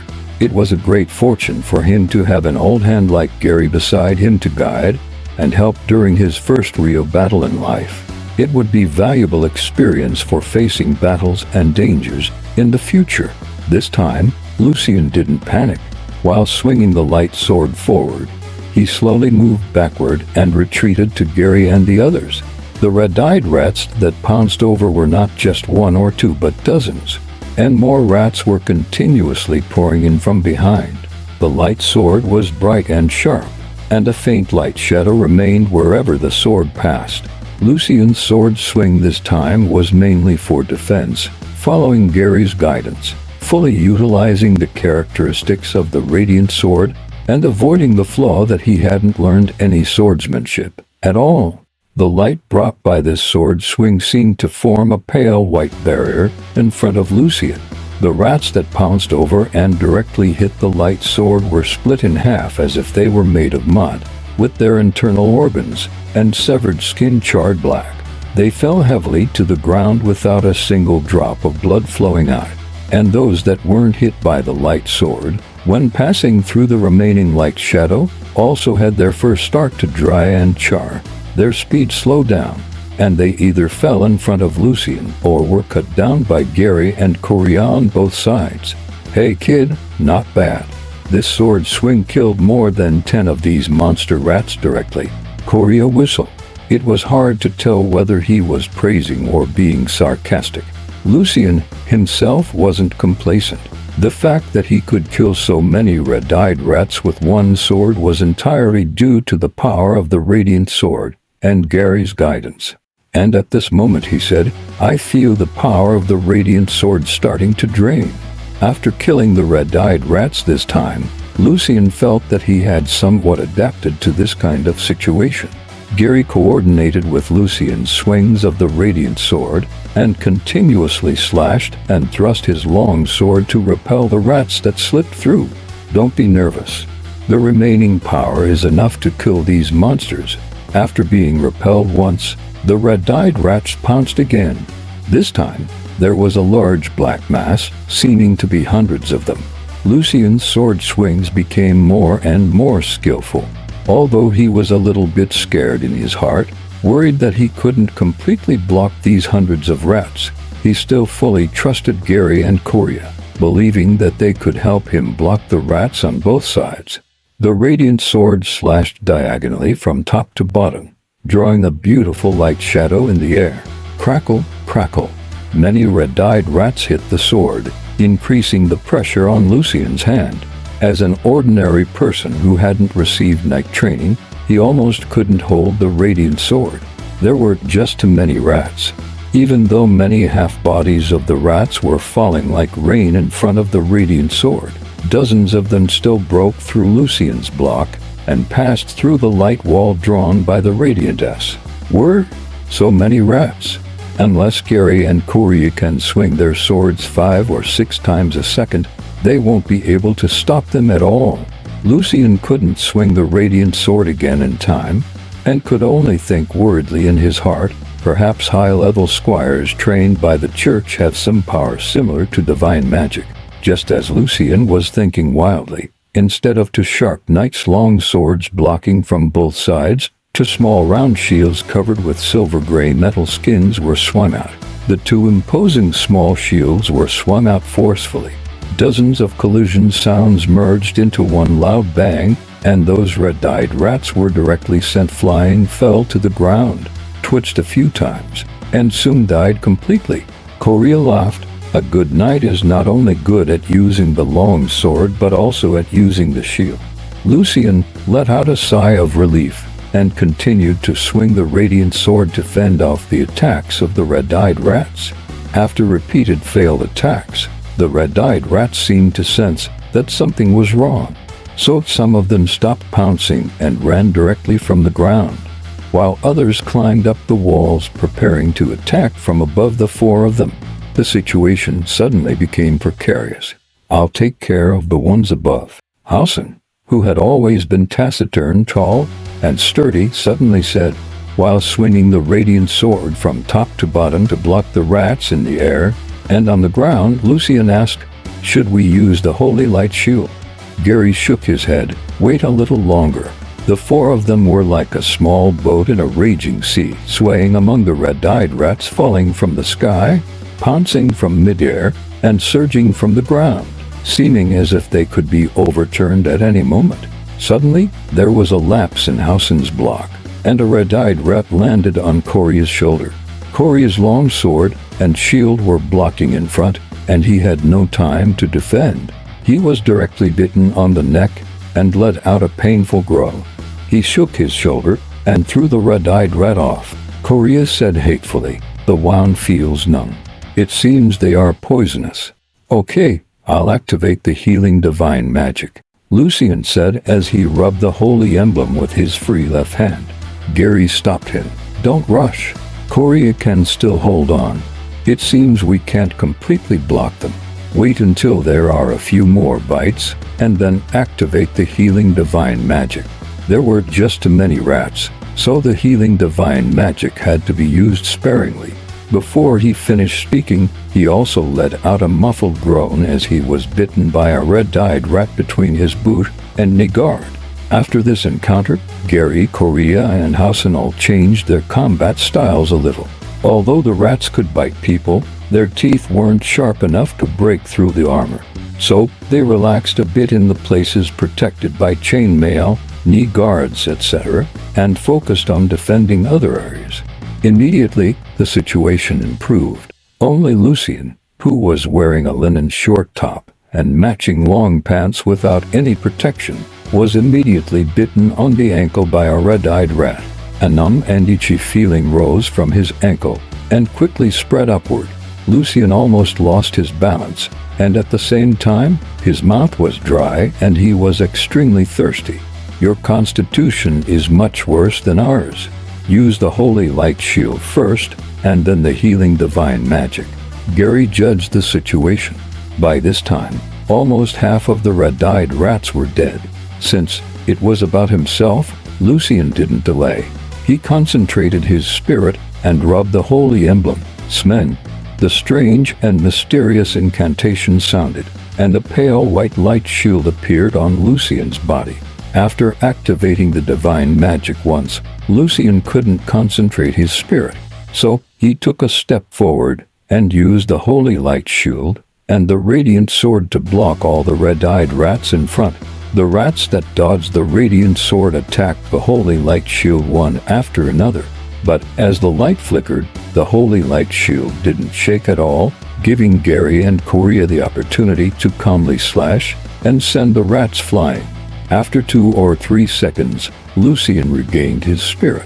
He rubbed the holy emblem again and recited the difficult incantation. Gordy! A white light shot out from the cross on the holy emblem and landed on Lucian's foot. The numb and itchy feeling disappeared immediately, with Lucian using the holy light shield to block in front, although occasionally Gary and Coria were still bitten when they couldn't dodge in time. The situation gradually turned around. As there were fewer and fewer red-eyed rats, the danger slowly subsided. Lucian took the opportunity to activate the holy emblem and healed the wounds on Gary and Coria. After a while, Coria slashed a red-eyed rat to death with one sword, making its blood splash everywhere, and then he let out a light breath. Finally, they're all killed. The ground was already covered with the corpses of red-eyed rats and small puddles of dark red blood that had accumulated. Lucian stared at this scene in a daze, unable to believe that he had accomplished this. Gary nodded. "Lucian, you did a good job." Lucian came to his senses and was about to thank Gary. Gary took a breath and ordered, "Hausen, you and Lucian go into the secret room and take a look." Lucian had the holy light shield, and Hausen had been standing at the back and hadn't been bitten by the rats. At this time, Gary naturally wanted to make use of everyone's abilities. But there was silence behind them. The taciturn Hausen didn't answer. Korea curiously looked back, and then said in a tone full of shock and panic, stuttering, Hausen is gone. Hausen, who had just repelled the red-eyed rats above them, and had been steadily guarding behind the three of them, was gone. Lucien felt a chill run. Chapter 6. Accidenteth. Lucien, nor Gary, nor Korea had heard the sounds of fighting, screaming, or someone running away. The tall, sturdy, taciturn, and quite capable high-level Squire Hausen had disappeared without a trace like this. A chill rose rapidly from the soles of Lucien's feet and spread throughout his body, making his breathing a little heavier. Gripping the radiant sword tightly, Lucien quickly turned his head to look behind him. On the wall of the sewer on the other side, the blue-green moss was emitting a faint light, but the absence of Hausen made them look very eerie. Suddenly, a scream rang out. Lucien, who had just turned his head and was already on edge, instinctively looked over. A huge rat as big as a human had already knocked Korea to the ground. Its sharp claws had pierced his shoulder, breaking through the hard chainmail, and blood was flowing out, staining the silver-gray armor pieces red. Its pair of red eyes seemed to contain a bit of mockery in their strangeness. However, its wide-open mouth and that row of intimidating teeth had bitten onto Korea's long sword that he had managed to hold horizontally in time. As a high-level squire, Korea had saved his own life with the most standard swordsmanship move at the most dangerous moment, and the shield in his left hand was swung out forcefully, hitting the huge rat's abdomen. The fear of something that had already appeared was far less than that of the unknown. At least for Lucien, a giant red-eyed rat the size of an ordinary human that moved silently was much easier to accept than a mysterious disappearance. Taking a deep breath, Lucien didn't delay and swung the light sword in his hand towards the giant red-eyed rat to rescue Korea. But at this moment a low, beast-like growl came from behind Lucien. Gary is also in trouble. When Lucien thought of Gary standing behind him, a sharp knight's long sword slashed fiercely at Lucien's back. The pale white light of the holy light shield shook violently and immediately dimmed the light. At the same time, the huge impact made Lucien lose his balance and stagger forward several steps to the side. The knight's long sword chased after him and slashed continuously, making Lucien completely unable to maintain his balance in a hurry. He could hardly swing the radiant sword, let alone concentrate his spirit, rub the holy emblem, and use the incantation to activate the divine magic. Lucien dodged in a panic, both shocked and confused in his heart. Why is Gary attacking me? The attacks from the knight's long sword were coming from behind. If it wasn't Gary, then there was only one possibility. Gary was already dead. The rhythm of the attacks from the knight's long sword was very well controlled, not giving Lucien any chance to stabilize his center of gravity at all, forcing him to stagger towards the secret room. However, after being slashed continuously, Lucien found that he hadn't been hurt at all. His panic gradually subsided. Since he had the holy light shield, why should he try to regain his balance and engage in close combat with the attacker? This thought flashed through his mind. When the knight's long sword slashed again, Lucien took advantage of the momentum and fell to the ground, rolled over, and his left hand, which he had been prepared for, grasped the holy emblem. At this time, Lucien finally saw clearly who was attacking him. It was indeed Gary, the calm and reserved Gary, but the muscles on his face were distorted. His eyes were glowing red, and there was a blatant wildness in them. Could it be that the toxicity in the red-eyed rats wasn't completely eliminated, and it can also make people lose their rationality and turn them into bloodthirsty beasts? As soon as Lucien saw Gary's appearance, he thought of this aspect. But why am I okay, and don't feel any abnormality? Lucien didn't have time to think about this doubt and strangeness. He concentrated his spirit, touched the cross on the holy emblem with his left hand, and was about to recite the incantation. The round shield covered with iron sheets was swung out forcefully and hit the holy light shield, making the holy light shield sway unsteadily. Although this shield strike didn't break the holy light shield, the shaking and impact that were transmitted made Lucian feel suffocated in his chest, and his breathing became unsmooth. The incantation that was half recited got stuck in his throat. The repeated heavy strikes of the shield disrupted Lucian's breathing rhythm again and again, making it impossible for him to concentrate his spirit anymore. As a squire with the potential to become a real knight, Gary had received good and formal training in interrupting spellcasting. Of course, whether it was a pastor, a magician, or other spellcasters, seeing Lucian in this situation would probably shake their heads and sigh. Only someone who hadn't even learned the most basic spellcasting concentration would be interrupted by a knight squire when casting spells. If it were any trainee pastor or magic apprentice, with the first level holy emblem of truth and the already activated holy light shield, Gary should have been dead long ago. When facing opponents of the same level, spellcasters always had an absolute advantage. Lucian was distressed that he couldn't concentrate his spirit and activate the divine magic. On the other side, Corio was in more and more danger. It seemed that he was starting to lose his strength. His right hand holding the long sword was already pressed tightly against his chest, and a very noticeable tremor appeared in his wrist. Fortunately, the giant humanoid rat that was entangled with him also seemed to be running out of strength and wasn't as fierce as before. Unable to recite the incantation, Lucian simply swung the radiant sword in his right hand upward, no longer stubbornly focusing on activating the divine magic. After the fight with the group of red-eyed rats, Lucian had already had a certain understanding of the sharpness of this summoned light sword. It was definitely far sharper than the knight's long sword held by Gary. Under the heavy strikes of Gary's shield, Lucian's sword swing seemed random and couldn't be kept stable or aimed at Gary's vital parts. However, facing this sword that was like sunlight, Gary didn't act like a beast that had lost its rationality. Instead, he hurriedly blocked with his knight's long sword in front. He seemed afraid to dodge. Once he opened up the distance from Lucian, facing a first-level divine magic, even a formal knight who had activated his bloodline power would be in great danger.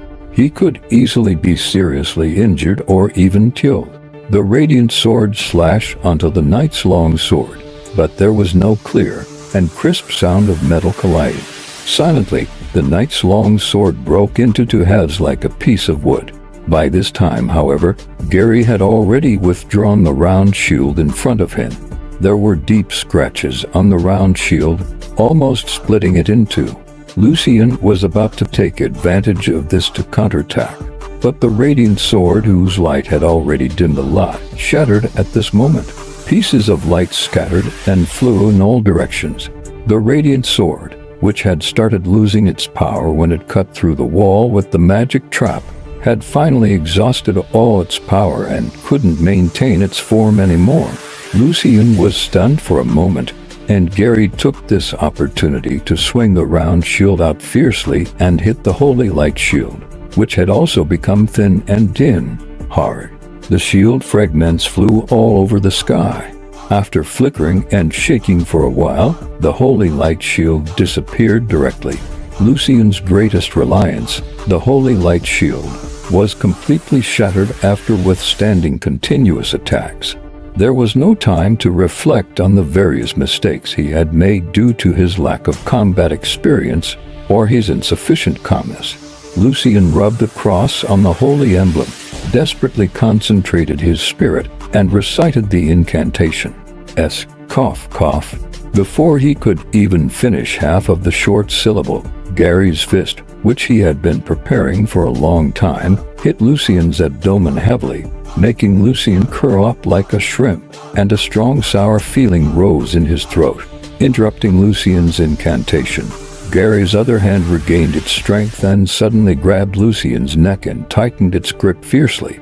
Lucian used his right hand to try to pry Gary's 5 fingers open, but as a high-level squire, even though Gary had consumed a lot of his physical strength and energy after such a long battle, he still had a huge advantage in strength when facing an ordinary person like Lucian.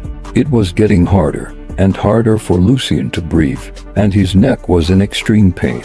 His vision was getting blurry, and his left hand holding the holy emblem was fixed in front of his chest by Gary's other hand. At the same time, Gary also firmly pinned Lucian's whole body down. The beast-like panting sound was ringing in Lucian's ears. The cold touch of the iron gauntlet was transmitted from his skin to Lucian's mind, making Lucian, whose consciousness was getting more and more blurred, suddenly wake up a little. His soul seemed to be floating, creating a strange feeling of being an onlooker. Lucian's desire to survive burst out, and his spirit seemed to break through a certain boundary and spread out like seawater. At this time, Gary's right hand that was gripping Lucian's neck suddenly became much weaker, just like Korea and the giant humanoid rat who had been biting, and slashing each other until they were exhausted. This gave Lucian a precious opportunity to breathe. Lucian was very surprised by Gary's sudden weakness, and that his strength was disappearing more and more. But having learned from the previous precious lessons, he didn't freeze, daze, or show surprise and confusion. Instead, he concentrated the spreading spirit and reached out to touch the holy emblem of truth. As soon as he touched it, Lucian's spirit was suddenly shocked. It was as if he had entered a sea of holy light. The strange patterns composed of lines, circles, triangles, squares, and crosses were magnified countless times and appeared in Lucian's senses, seeming to carry deep mysteries. Upon careful sensing, Lucian found that the cross emitted Benjamin's scent, an indescribable scent. Out of curiosity, Lucian touched the cross, and it suddenly became violent as if it had been violated. One of the surrounding strange patterns suddenly lit up, and the light condensed, powerful and terrifying. Startled, Lucian quickly withdrew his spiritual perception, but he was still a little bit slow.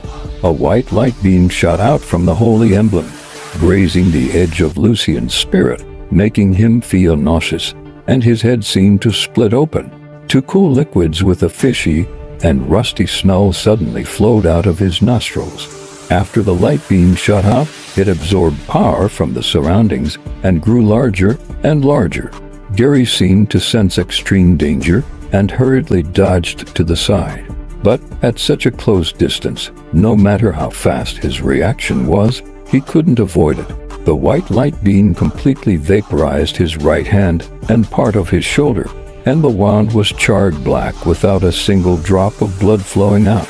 Can divine magic be activated without incantations and rubbing? This was the first thought that flashed through Lucian's mind. Then he hurriedly rolled to the side, afraid that Gary would still have combat effectiveness after being hit by this blow. As he rolled, Lucian realized that he also felt weak and limp in his limbs and had no strength. Then he looked at Gary while rolling. "What's this?" Lucian exclaimed in surprise because the scene he saw was completely beyond his expectation. Gary was lying on the ground, his eyes half open, on the verge of death. But the distorted look on his face and the red glow in his eyes had disappeared, and around them, the pools of strange red blood left by the killed red-eyed rats had evaporated into a faint red mist at some point, filling the entire secret room and the nearby sewer. In the secret room, that strange humanoid plant was stretching its branches and leaves in the light red blood mist, looking very comfortable. On the other side of the battle, an unimaginable change had taken place. The one fighting Korea to the death wasn't a giant rat but Hausen, the taciturn Hausen. Their night swords were inserted into each other's bodies. Chapter 7. Games and Temptations. Breathing in the surrounding light red blood mist, Lucian felt his limbs weak and his head throbbing and swelling. In his eyes, the scene of Korea and Hausen fighting changed back and forth between Korea fighting a giant rat and the two of them killing each other, as if illusions and reality were superimposed. Wait, an illusion? As soon as Lucien thought of this, he had a rough speculation in his mind. He concentrated his attention, making that feeling of his spirit spreading like a tide appear. Then the scene stopped changing, the red mist no longer distorted, and everything stabilized. It was indeed Korea and Hausen who were fighting to the death. They had multiple wounds on their bodies with blood flowing out, and their movements all seemed very slow and laborious, as if they had reached their limits. Is it that the blood of the red-eyed rats itself has the effect of causing illusions? Or is it that after the blood is absorbed and transformed by that strange plant that people have illusions? What a clever magic trap.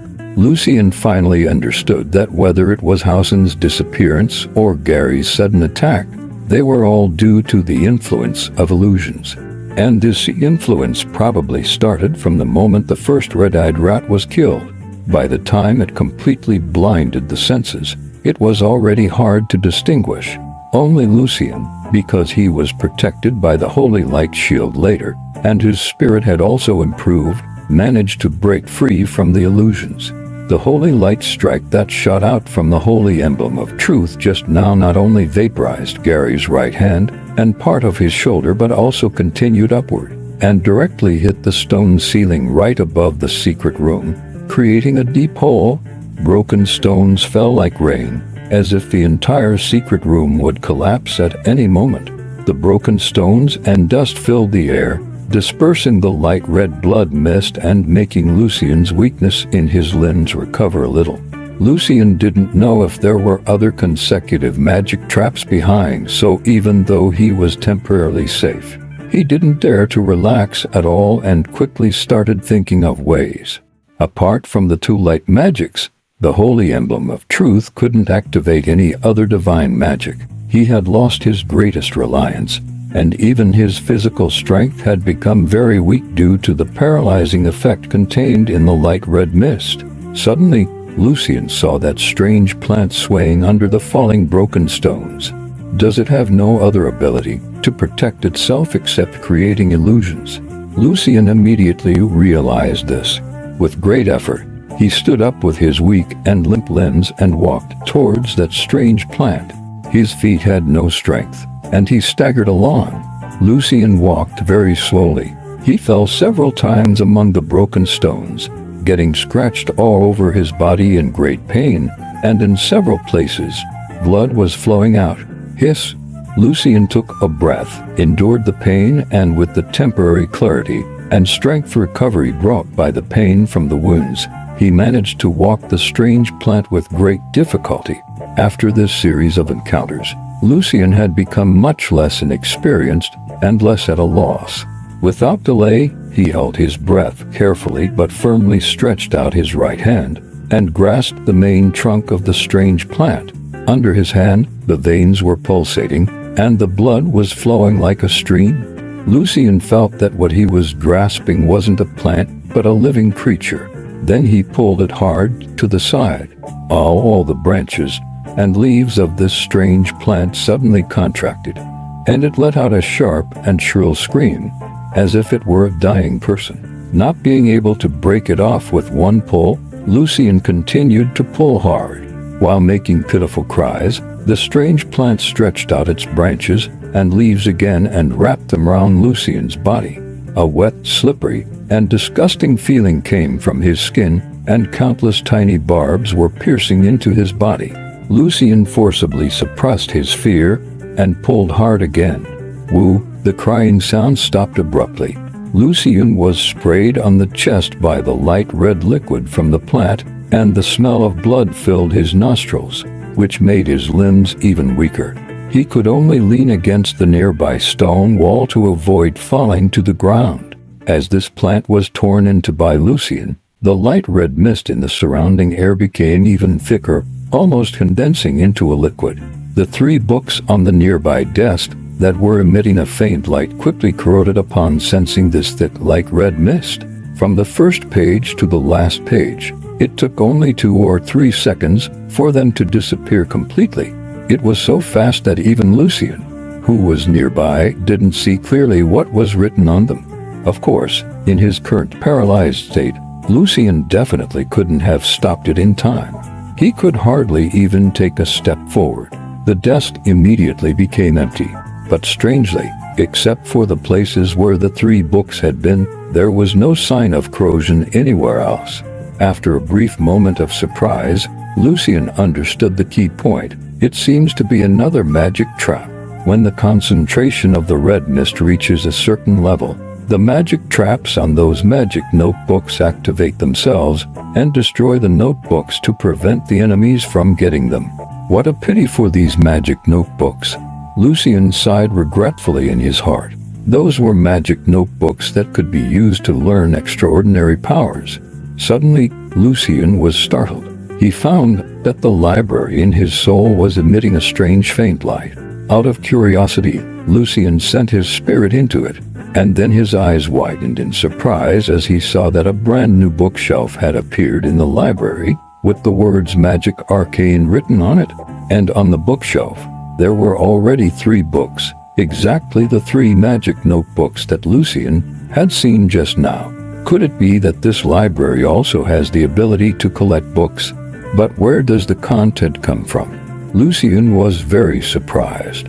Or maybe it only works for the ones I've seen the content of. Well, although these 3 books were corroded very quickly just now, if the whole process was slowed down, they should still have been corroded page by page. Could this strange library record the content from beginning to end, and then create projections of these 3 books? Otherwise, it couldn't have made up the content out of thin air.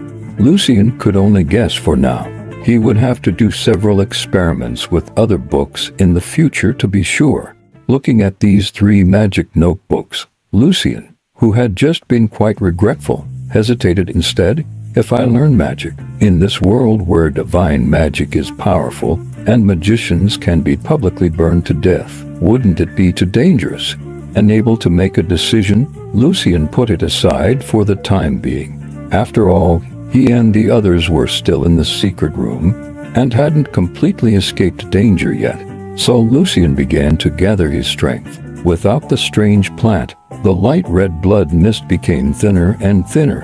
Korea and Hausen gradually broke free from the illusions, looking at each other in shock. But it was already too late to regain their senses. Both of them were on the verge of death. On the ground, Benjamin groaned when Lucian touched the holy emblem of truth with his spirit and activated the holy light strike. He put down his right hand and looked at the secret passage with suspicion and uncertainty. Pastor Benjamin.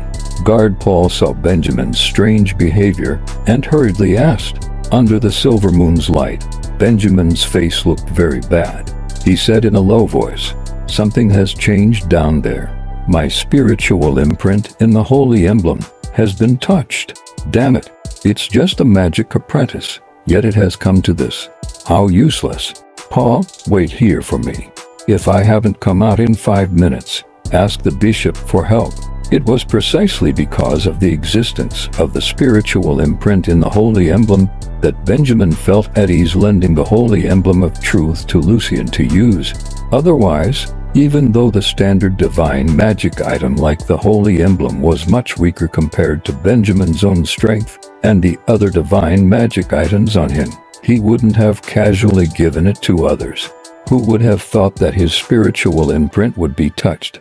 And he couldn't stop the improper activation of the divine magic at a critical moment. Negligence and carelessness have always been companions to arrogance and prejudice. In Benjamin's heart, he had always held a deep prejudice against knights who relied on bloodline and physical strength, thinking that they were crude and lowly, far inferior to noble spellcasters who explored the mysteries of the world. Even if the other party was an evil magician, he still thought so. Therefore, he subconsciously lent the holy emblem of truth to Lucian, who had a higher mental power than ordinary people. Such an attitude came from Benjamin's background and his past experiences. As a member of the Raffetti family, one of the most powerful families in the Variat Duchy, although they also relied on the bloodline divine grace power, they were different from knights. They used their bloodline power to cast spells and were real spellcasters. Benjamin, as a member of the Rafeti family, even though his bloodline was thin and he couldn't activate his own power, he stood out after entering the monastery to study when he was young, and smoothly became a pastor, firmly walking on the path of a spellcaster. But now, as a formal pastor, such a big oversight in such a small matter would inevitably affect his position within the church in the future. So Benjamin rushed down in a hurry. Paul was equally surprised. With the holy emblem of truth, there could still be a change. Could there be other formal magicians? Lucian had recovered a bit of his strength and was about to walk out of the secret room leaning against the stone wall when he suddenly heard the sound of footsteps. Immediately, his heart tightened and his spirit tensed up. If it was the magic creatures left by the witch or her friends who came, he was afraid that he would have a hard time escaping. When he saw Benjamin's white and holy robe, Lucian was half relieved, but he still didn't dare to relax. The secret room was such a good place for killing people to silence them. Raplan Bloodvine. Benjamin took a look at the situation in the secret room and quickly judged the general process from the magic knowledge and plant knowledge he had learned. He understood why Lucian, who was slowly moving by leaning against the wall, and Gary and the others on the ground, who were on the verge of death, had ended up like this. Fortunately, none of them died. This kid is quite lucky. His mental power has actually increased a bit and reached the level of a low-level trainee pastor. It seems that the impact brought by the breakthrough touched my spiritual imprint. Unfortunately, it's no longer the time 300 years ago when the church was extremely powerful and people could learn divine magic just relying on their talents, without laying a foundation from childhood and systematically learning the knowledge of divine magic. One can never become a formal pastor. It has to be said that it was indeed that Arcane Emperor who started the golden age of the rapid development of divine magic and magic in the past 400 years. As a member of the Rafeti family, Benjamin knew more about the world situation than most pastors. He didn't seem to be as pious to his faith as he should be. To be precise, as a member of the nobility and as a member of the church, Benjamin had some contradictions in his stance. More importantly, after the Supreme Theological Conference more than 300 years ago, the church split into two, one in the south and one in the north, accusing each other of being heretics. But even so, the acquisition of divine magic hadn't been effected on either side. This made many bishops and cardinals secretly doubt whether God really existed and whether this was a test for believers.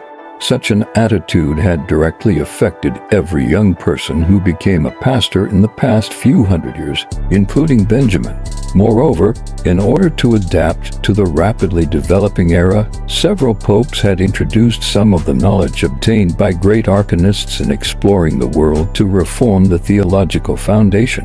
Although this also made divine magic develop rapidly and many powerful people emerged, enabling the Southern Church to maintain its position as the most powerful force and stand firm under the watchful eyes of many powerful enemies such as heretics, evil magicians, and dark creatures. It also made the already unstable internal faith. Benjamin relaxed his mood. Fine white powder slipped from his hand, and he uttered strange syllables.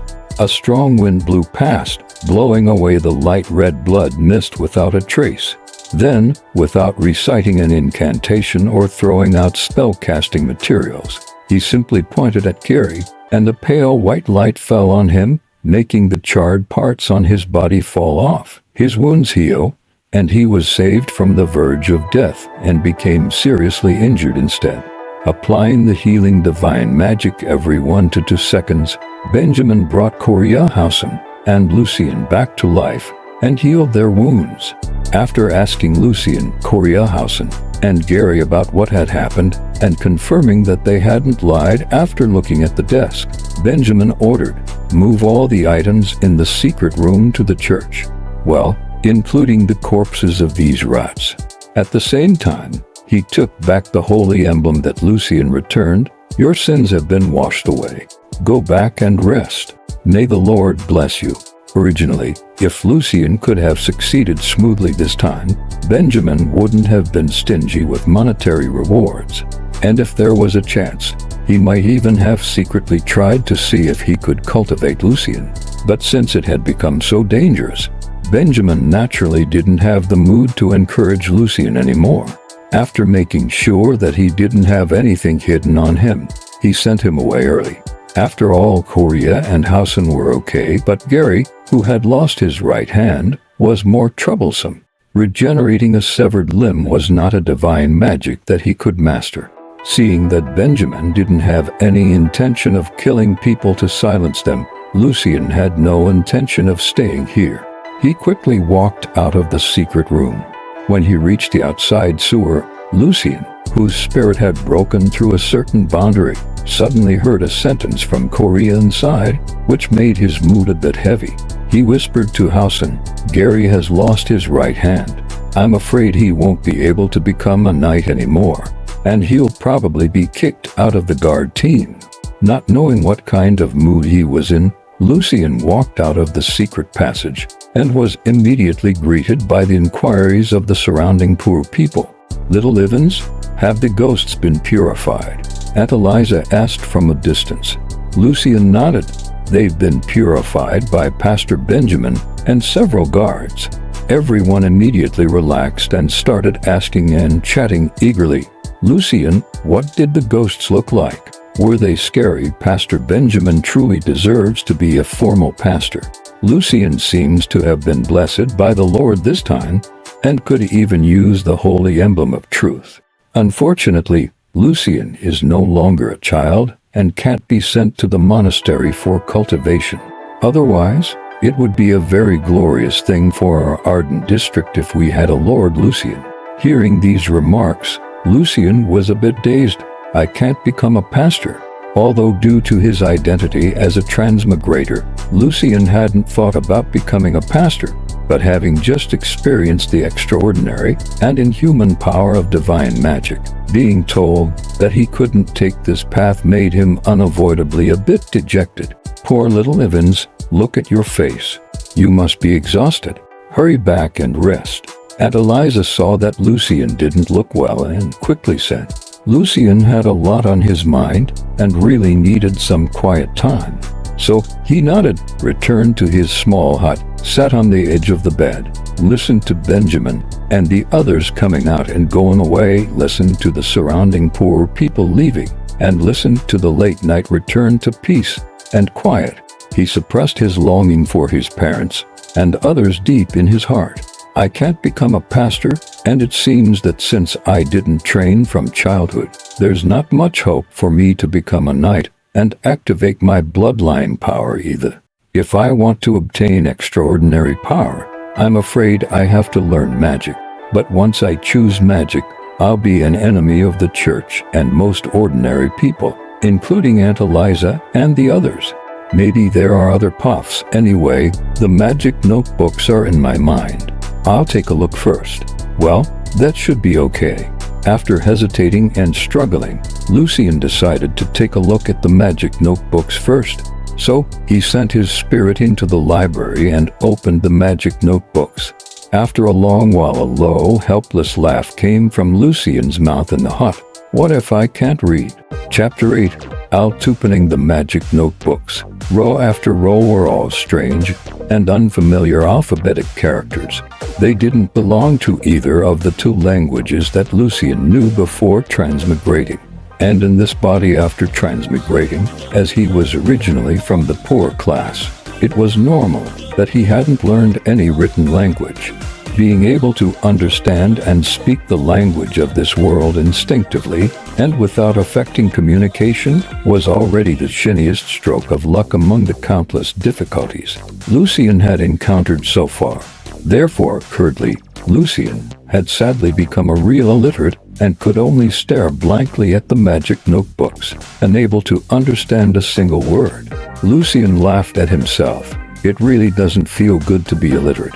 Although on the day he transmigrated, he had experienced many things which made him much more mature and calm compared to before. Even before looking at the notebooks, he had worried about the threat from the church and hesitated about whether to learn magic. But now the huge disappointment still hit Lucien's heart hard. As a college student in a new era with ideals, morality, knowledge, and discipline, the feeling of being illiterate was unpleasant, especially when the written language was related to extraordinary and inhuman power. Without much hesitation and after just calming down for a while, Lucien firmly made up his mind and his heart. The most important thing at present is to learn the written language of this world. Even if he didn't choose to learn magic in the future to get rid of the living conditions and status of the bottom poor people, learning the written language and acquiring knowledge was still a viable way, especially when Lucien himself didn't have powerful strength, a robust physique, or no swordsmanship. The possibility of getting rid of his current identity through achievements in war, adventures, or being a hired hand was very slim. With this idea and decision, Lucien quickly got rid of his sense of disappointment and was filled with a little passion for striving. He continued to flip through the magic notebooks to see if there were other secrets hidden in them, such as treasure maps or something like that. While looking at them, Lucien frowned slightly because he saw many familiar things in the magic notebooks, such as some strange patterns composed of many standard geometric figures and lines. Magic rays or magic imprints, Lucien guessed based on the holy emblem of truth. Then he quickly flipped to the back of the magic notebooks and saw rows of formulas similar to chemical equations. However, in these formulas, there were no symbols, but some characters instead, magic equations, potion recipes. These two similarities gave Lucien some speculations, but since he couldn't understand the characters, he could only keep his doubts in mind for now. After finishing flipping through this magic notebook, Lucien opened another one. On this one, the characters were even more distorted, and the letters were almost like patterns, not the same language. So, out of curiosity, Lucien opened the third one. On this one, there were pictures of some plants, ores, and monsters. It seemed to be a book like an illustrated handbook.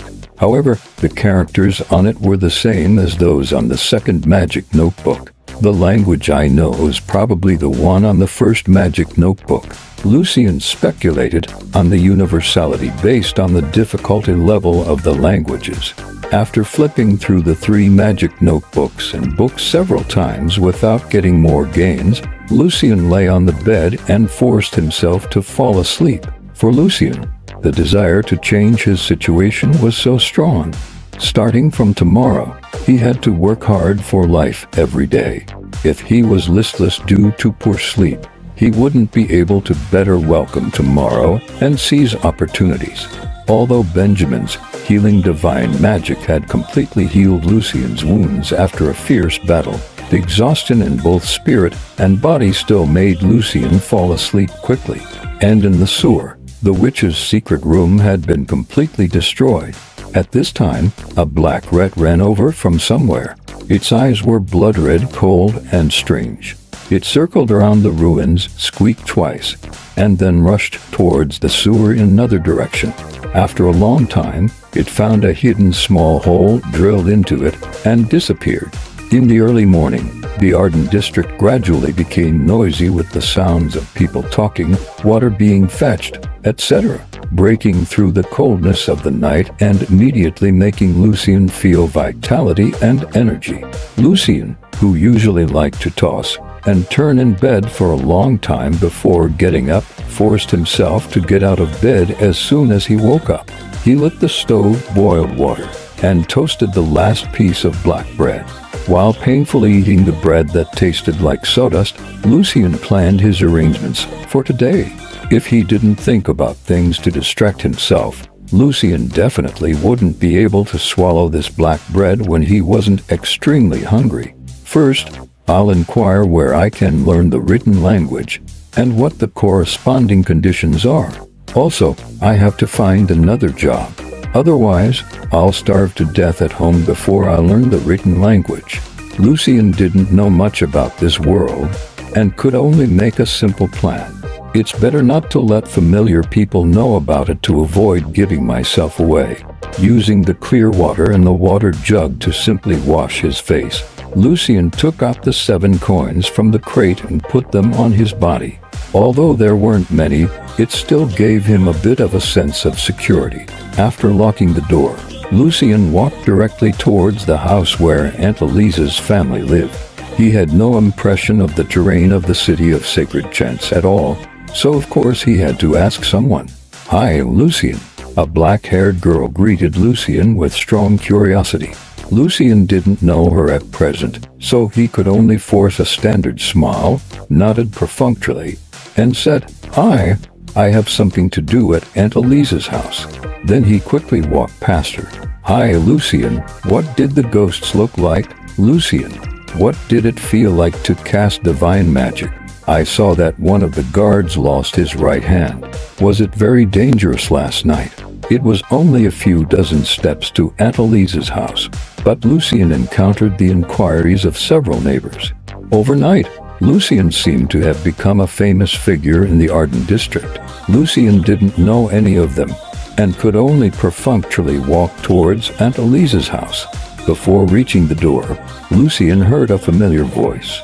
"Little Evans, you're up really early today." Lucien secretly let out a sigh of relief. "Uncle Joel, good morning." Joel was dressed relatively neatly today, holding a harp with a strong classical flavor in his hand. "Little Evans, have you had breakfast? You've just recovered.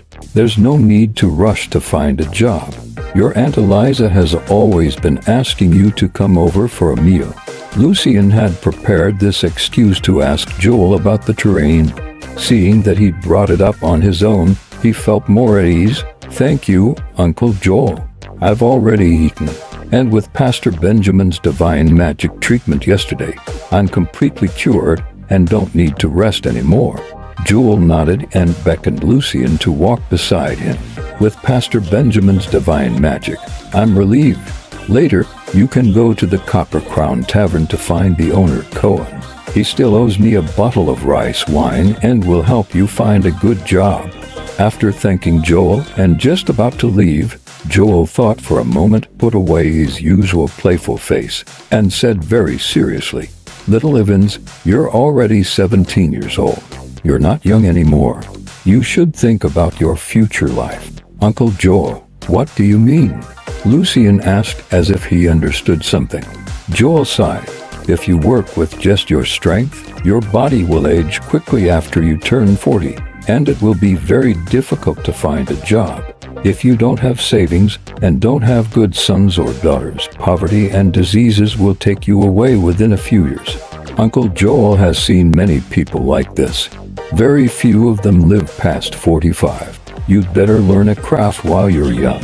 Although the apprenticeship contract is for 10 years, if you learn it well and go to a small place later, you'll definitely be able to live a good life. While talking, the two of them walked along a road and passed through a city gate guarded by guards. Suddenly, Lucien's eyes lit up. There was a wide road, clean streets, lively shops on both sides, and people coming and going wearing colorful and various styles of clothes, long skirts, etc. Even noblemen wearing luxurious clothes and jewelry decorations would appear occasionally. Even the air seemed to be filled with wonderful music, as if it were a different world from the Arcane district. "Thank you, Uncle Joel." Lucien could feel Joel's sincere care. Joel paused for a moment, and then showed that playful look again. "Moreover, if the master you learned the craft from has only one daughter, maybe you can directly become the boss from being an apprentice. Our little Evans is quite good looking." Being teased by Joel like this, Lucien could only smile awkwardly. While talking, Joel suddenly stopped, walked to the corner of the street, put a prepared hat on the ground, and sat beside it, ready to play the harp. Was Uncle Joel a street performer? Lucien was no stranger to this way. Joel pointed to a luxurious building in the distance that was faintly visible and was somewhat similar to the Baroque style in Lucien's previous life, and said with a smile, "You can directly see the sacred chants hall from here. For me, playing here gives me the feeling of playing in the sacred chants hall." Before Lucien could answer, Joel seemed to be touched by something on his mind. Pointing at the sacred chants hall, he chattered on, "Since more than 400 years ago, guided by the church, the Holy Hell's Empire moved westward and occupied Alto, the last core of the ancient Silveranas magic empire, driving the dark creatures and magical beasts to the vicinity and the depths of the dark mountains.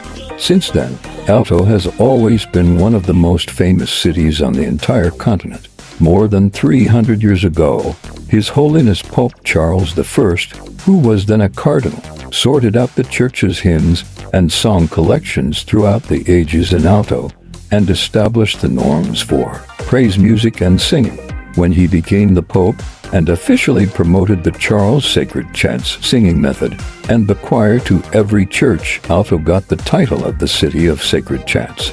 Due to its proximity to the dark mountains, there are often elves, dwarves, and kobolds changing their beliefs and becoming members of the duchy. The convergence of different kinds of music has made Alto the music capital of the entire continent. The emergence of polyphonic music, the formal formation of symphony, and the invention of instruments like the Jisu violin all happened here. Great musicians have left their names in history. For every bard, every musician, and every composer playing their music in the sacred chants hall of Alto is the greatest honor. Although Uncle Joel can't enter the sacred chants hall, I'm already very happy to be able to play nearby.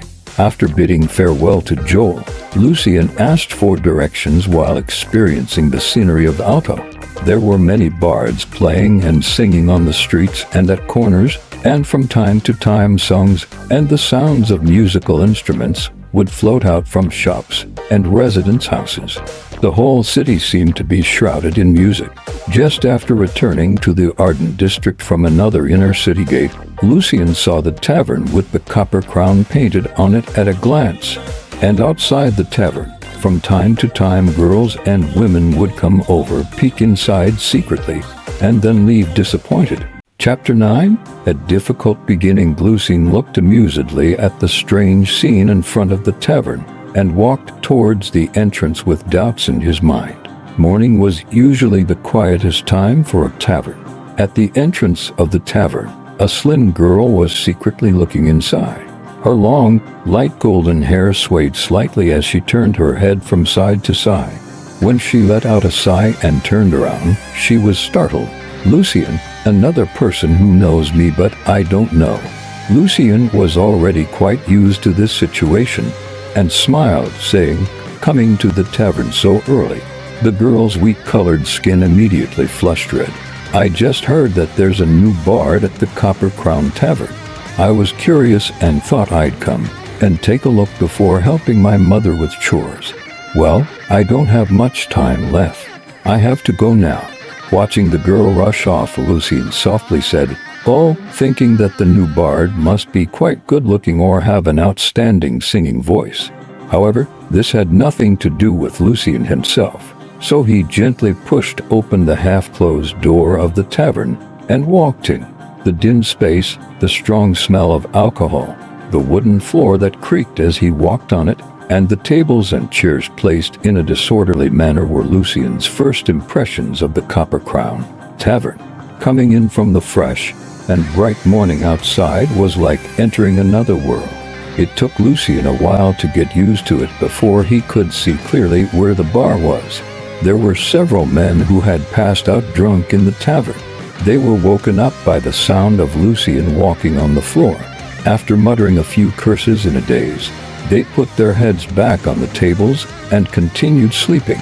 Only a man in his 30s with a hooked nose, wearing a black tight long coat, was quietly sitting on a chair beside the bar, slowly sipping a glass of amber-colored wine, giving Lucien a gloomy feeling. Upon Lucien's arrival, this gloomy man just glanced at him briefly and then continued to enjoy his drink. Lucian looked around and soon saw the dwarf sleeping soundly behind the bar. He was sitting on a high, one-legged stool, his head resting against the bar, snoring loudly, and the saliva flowing from his mouth had wet a good part of his long, golden beard tied in a bow. Seeing that the dwarf wouldn't wake up without external interference, Lucian had no choice but to curl his fingers and knock on the bar. Amid the mumbled curses of the drunk men at the back, the old dwarf swayed and slowly lifted his head, blinking his eyes and saying, "Hi, Lucian. You've finally grown up. You finally realized the meaning of fine wine in life. Come on, let's have a drink. Let's drink to our new guest, Uncle Cohen. It's already daylight." Lucian carefully chose his words. Cohen rubbed his eyes and looked at the dim light around him. "I'm not drunk. Don't try to trick me. It's clearly night. What a wonderful night." After a meaningless conversation, Cohen finally woke up completely. "Lucian, there aren't many jobs suitable for you, and there's no long-term work for now. One thing is that at 9 o'clock in the morning, the Gucci store in the market district needs someone to move a batch of goods from the warehouse to the Citygate district. They're short of manpower. It pays 3 copper fills, but you know, this kind of thing is controlled by the Arcane. In the end, you have to give them 1 copper fill, and with the rest, you can only buy the worst black bread. Another thing is that the Musicians Association is doing a big cleaning today. There's a lot of garbage that needs to be taken to the Biren River outside the city. You can rent a 4-wheel cart and go there at 1 o'clock in the afternoon. After deducting the money for renting the cart, you can earn 8 copper fills for a round trip. It's quite good. Of course, you need to give 3 copper fills to the Arcane. After 1 o'clock in the afternoon, there are a few similar jobs, but unless you're a knight, you won't be able to make it back from outside the city." Lucian nodded. The job at the Musicians Association was the best among them. At the same time, he thought to himself, "The 7 coins I have on me should be copper fills.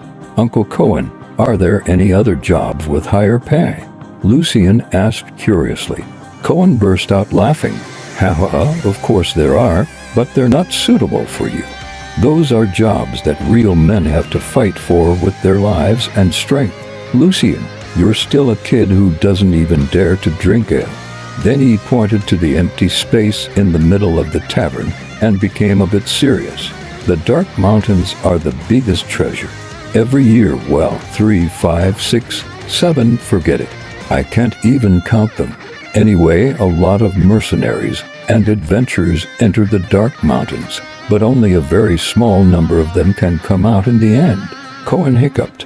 "Of course, those who come out are rich. Don't underestimate these mercenaries and adventurers. There are quite a few real knights among them, and even grand knights." A soft and magnetic voice rang out behind Lucian.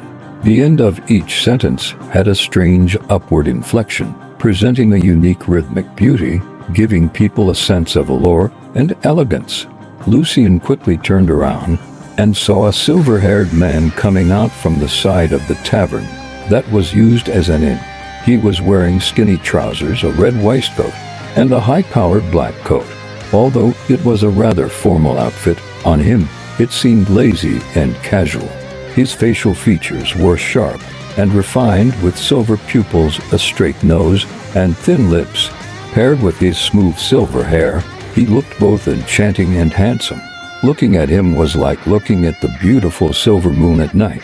The young man was holding a harp similar to Joel's and slowly walked over. "Is he the new bard?" Lucian guessed in his heart, and then asked in confusion. "Knights are real nobles. Why would they still go to the Dark Mountains to seek fortune through adventures?" Cohen greeted him. "Hi, Ryan. Want a drink? I only drink at night." Ryan smiled and sat down beside the bar. In many countries in the East, there hasn't been a war for 200 or 300 years, so the need for knights isn't that urgent. After all, to confer the title of knight, one has to be granted manors and land. So there, even if commoners activate their bloodline power, they can at most get the title of knight but can't become real nobles. Some of them go to other countries to become knights there, and some come to the Variat Duchy, which is closest to heretics, pagans, dark creatures, and magical beasts, to build achievements and seek fortune. Besides, there are also many impoverished knights who have gone bankrupt, knights who are on the run for crimes, noble knights who follow their family precepts and travel around the continent, and dark knights who have activated their bloodline power but are of a dark nature and aren't recognized by the church and are even hunted. Cohen muttered a few words, a bit unhappy that Ryan didn't drink with him. Lucian, this is the new bard, Ryan Carlineldia. He wanders around and has seen a lot. He just escaped from the hospitality of the noblewomen in the Syracusan kingdom. Syracusan kingdom. Lucian smiled and nodded at Ryan. The dark mountains were so dangerous that even many real knights died there. So for now, Lucian put aside the idea of seeking fortune through adventures.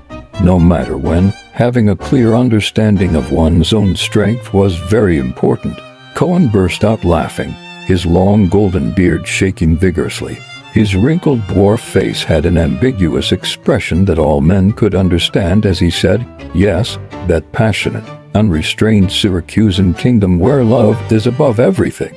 A drunkard woke up when Ryan appeared and staggered to the bar, hiccuped, and asked with longing and envy, "Ryan, are the ladies and Mrs. Intria as beautiful and passionate as the legends say?"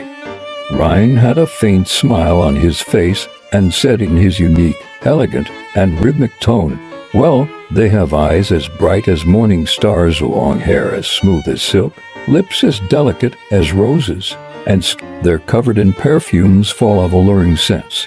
A few countesses and daughters of viscounts even whispered warm, moist breaths in my ear, inviting me to their secret manners. The drunkard asked expectantly, "Did you go? What was it like?" His breathing became rapid. Lucian was no stranger to such scenes. When men got together, there was always talk about women. He listened with great interest while thinking about how to ask Cohen about learning the written language. Ryan's expression didn't change, and he still answered with a faint smile.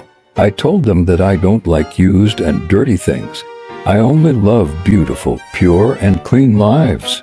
Whether male or female, they are the most wonderful things in the world." PFFT Ryan, you're such a braggart. Would noblewomen and Mrs. accept such an insult? Haha, if you really said that to the court ladies, you'd probably have been thrown into that famous prison in Tria. Hiccup. Many of those noble misses have the strength of knights. If you dared to answer like that, you'd be torn to pieces. Ryan didn't care about Cohen's and the drunkard's laughter. He just shrugged slightly. "So, I escaped from the Syracusan kingdom to Alto." Cohen couldn't stop laughing and pounded on the bar, waking up all the drunkards. Amid the curses, he shouted loudly, "Thank Ryan for his wonderful story. Let's drink to a happy new day." These 3 or 4 drunkards were very sensitive to drink to it and immediately stumbled over, laughing and joking, took the ale from Cohen's hands, and raised their glasses, "Drink to the braggart Ryan." After the commotion, Cohen saw that Lucian was still there and asked in surprise, "Lucian, do you still have something to do?" Lucian organized his words carefully and said cautiously, "Uncle Cohen, after what happened these past few days, I have a new idea. I want to learn the written language." "Oh, learn the written language." Has our little Lucian been influenced by Ryan and started bragging too? The written language. Oh, that's a lofty and outstanding ideal. Lucian, don't listen to them. A man without a dream, hiccup, might as well be dead. Cohen laughed for a while and then looked at Lucian. Do you really want to learn the written language? You don't have any foundation. It's said that it takes at least 2 years to learn the written language initially. Do you have that much money and time? No matter how many obstacles lie ahead, if I don't take this step, I'll never move forward. Uncle Cohen, I've already made up my mind. Lucian answered seriously. Moreover, for an adult who has experienced years of learning, knows learning methods and, most importantly, can speak the language of this world fluently, It might only take 1 or 2 months to learn the written language. Seeing that Lucien was so serious, Cohen answered seriously, "If you were younger, you could still be selected by the church and go to the monastery to learn the written language and knowledge. Now, you either become someone's apprentice and sign a 10-year contract, or you pay to study with scholars. Of course, becoming someone's apprentice doesn't necessarily mean you can learn the written language. For example, many blacksmiths in the Blacksmiths Guild don't know it. And if you pay by yourself, the price is standard throughout Alto. It's 5 silvernals per month. There are more than 10 scholars willing to teach." Lucien subconsciously ruled out the option of becoming someone's apprentice. It wasn't just about the 10-year contract. Once he decided to learn magic, he wouldn't be able to abide by the contract anyway.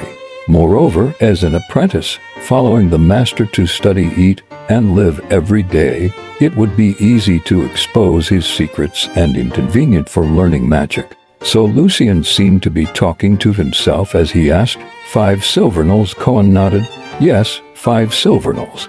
Unless you work from morning till night every day and only eat the worst black bread, it'll take you more than half a year to save enough. And how much can you learn in a month? Are you really going to learn the written language?" "Yes," Lucien answered firmly. Calculating like this, 100 copper fills were equivalent to 1 silvernal. This was truly a difficult beginning. Chapter 10. The Musicians' Association recalling the various ways to make a fortune in countless transmigration novels. Lucien sadly found that he knew too little about this world, and had no idea whether these methods would work at all. Moreover, no matter what one did, the first pot of gold was especially important, and he only had 7 copper fills. Therefore, when the 9 o'clock sun shone on the market district, Lucien was already carrying a heavy bag of goods and heading towards the city gate district. After all, most of the time, survival came first. Sweat kept sliding down his face, seeping into his neck, and soaking his linen clothes. The not-so-intense sun shining on Lucien made his already heavy steps even more painful. Meanwhile, the struggling Lucien also had to endure the non-stop chatter of the fat man Gucci. "Damn it, who hired such a kid? Walk steadily and don't damage my goods." Looking at Gucci wiping the sweat from jumping around with his handkerchief, Lucien thought to himself, "It's all because you're so stingy that you only hired 1 person." Of course, because of this, Lucien's pay was increased from 3 copper fills to 4. Finally arriving at the city gate district, Lucien placed the goods safely on the waiting delivery wagon. The fat man Gucci reluctantly took out his money bag and handed 4 copper fills to Lucien. "Here's your pay, lad. I didn't expect you to be quite strong. If there's any more goods that need to be moved in the future, I'll come straight to you." In fact, Lucien wasn't as strong as his peers who had received training, but he had the advantage of being cheap, able to do the work of 2 people for the price of 1. Naturally, the stingy Gucci had to give such praise, completely forgetting how he had cursed before. Just as Lucien got the copper fills, he saw 2 men in linen coats walking over from the side. They looked rather fierce. "We're under boss Aaron. You can call me Andre."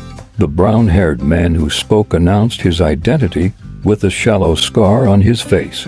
Lucien knew what they were here for. He was already prepared in his heart and didn't plan to be different. He took out 1 copper fill and handed it to the man named Andre. The other burly man glared at Lucien. "2 copper fills, didn't we agree on just 1? Lucien was now penniless. Even though he knew he didn't have the ability to fight against the gang's thugs at present, he couldn't help but argue. "If it weren't for your showing off, Gucci would have hired 2 people, and each of them would have given us 1 copper fill. Of course, we can't bear this loss."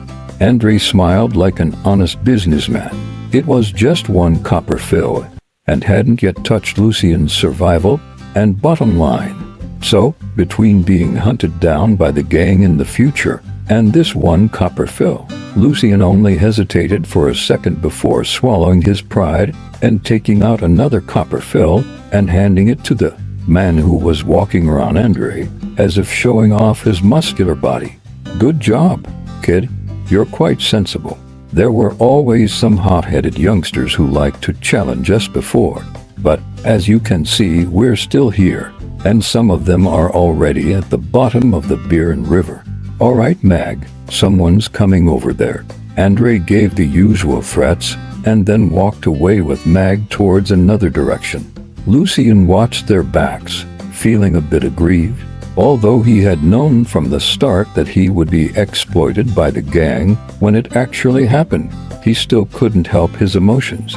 After scolding himself for not being bold enough, Lucien understood that to get rid of this situation, he either needed to have strong personal power or a certain social status. Of course, in this world, strong personal power often meant high social status. I wonder if there are potions in the magic notebooks that can increase strength and physique? Lucien couldn't help thinking in this direction, even though he was well aware that this was a dangerous sign, a sign of being unable to resist temptation. The Musicians' Association near the Sacred Chants Hall in the administrative district was famous in Alto for its unique architectural style. Therefore, Lucien, pushing the rented four-wheeled cart, found the building named Flame of Rhythm after just asking for directions once.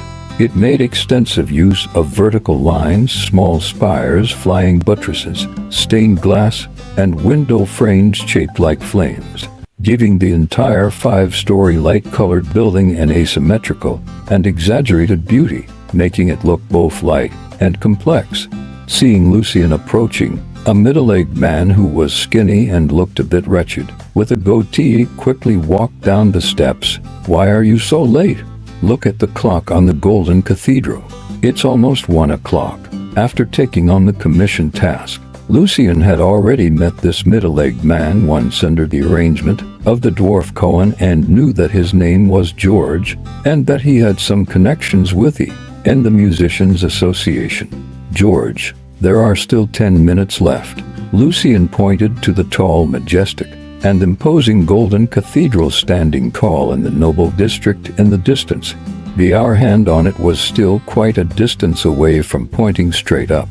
George complained, "The servants hired by the association have already finished cleaning in advance. Hurry up and come in with me to make the handover. Otherwise, the mountain of garbage piled up behind the association will affect the mood of the musicians who come to handle affairs. That would be troublesome." Lucien was curious about Uncle Joel's dream of the path of a musician, so he didn't argue with George. He put the cart aside, asked the guards to watch it, and then climbed the steps and walked towards the entrance. As soon as he pushed open the door inlaid with fragments of colored glass, Lucien saw a bright, magnificent, and spacious hall. The floor was covered with a thick and soft carpet. Walking on it made no sound at all. Coupled with the very few people coming and going, the whole hall seemed quiet and deserted. Under George's guidance, Lucien walked to a half-person high wooden platform in the middle of the hall. Behind the wooden platform sat a beautiful brown-haired, blue-eyed girl with a sweet smile and a clear voice. "Uncle George is the person you found here." As she spoke, she took out a jingling money bag and handed it to George. According to Lucien's estimate, there were at least 40 copper fills in it. He couldn't help but curse inwardly. After deducting the money for renting the cart, he could only earn 8 copper fills. George took the money bag, showing his 2 rows of yellow teeth, and smiled with his eyes narrowed into slits. "Irina, ask someone to take Lucien to the back garden. Don't look at him, as young and not very strong. He's quite powerful." After saying that, he said to Lucien again, "I'll leave your money with Andre at the City Gate district. You can pick it up when you come back." Lucien nodded. He wasn't worried that George would renege on this money. Although the Arcane gang was ruthless in collecting money, they were quite reputable in this regard. According to Cohen, someone once tried to renege on the hiring fee, but in the end, they still obediently paid double the amount. Irina was about to ask the servants in the hall to take Lucian to the back garden to move the garbage when she suddenly saw a middle-aged man in a red, loose coat walking in. She quickly stood up and bowed slightly. "Good afternoon, Mr. Victor." This middle-aged man was dressed simply yet elegantly, with a faint mustache and black curly hair. His blue eyes were like the sea, with a touch of melancholy. "Good afternoon, Irina. Give me a copy of Music Review." His voice was mellow and deep. Seeing Irina take out a brand new newspaper from the cabinet under the wooden platform, Lucian couldn't help being surprised, as Alto already developed newspapers, and it's a specialized one at that. Thinking about the situation in the slums, Lucian sighed in his heart. The polarization in this world seems quite serious. However, there shouldn't be many people who can read. How much does the newspaper have to be sold for to cover the cost? Victor first took the Music Review in his hand, flipped through it casually, and then gave Irina 10 copper fills. He nodded politely to Lucian and George, then tucked the newspaper under his arm and turned to walk towards the stairs beside the hall. "This Mr. Victor is really elegant," Lucian quietly evaluated in his heart. After Victor went upstairs, Lucian asked Irina curiously, "Is this Music Review only 10 copper fills?"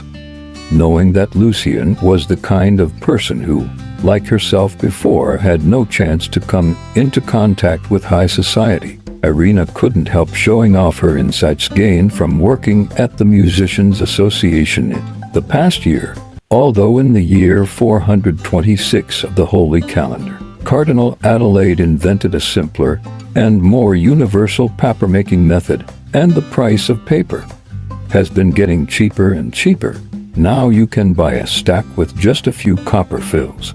But only members of our Musicians Association can buy the Music Review for 10 copper fills. For others, even nobles, they need to pay 1 silverl. Because the Music Review and the Symphony Herald are the 2 most authoritative newspapers in the music field on the entire continent, representing the direction of music development. Every piece of sheet music and commentary article in them is the crystallization of wisdom.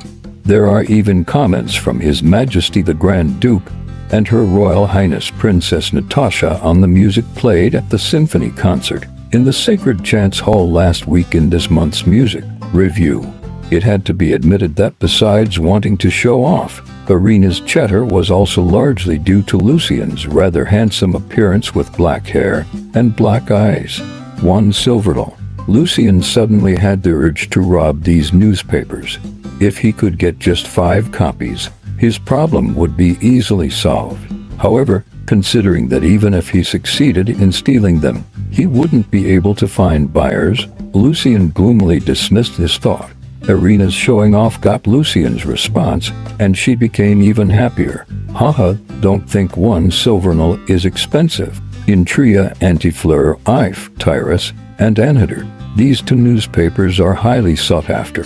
They can be sold for as much as 1 gold thaler at the most." The nobles in these countries are proud to follow the music trend in Alto, even if they're reading newspapers that are long out of date. Lucian took another look at the remaining newspapers in Irina's cabinet, suppressed the urge to rob, and at the same time inferred some information from it. The currency on the entire continent should be unified.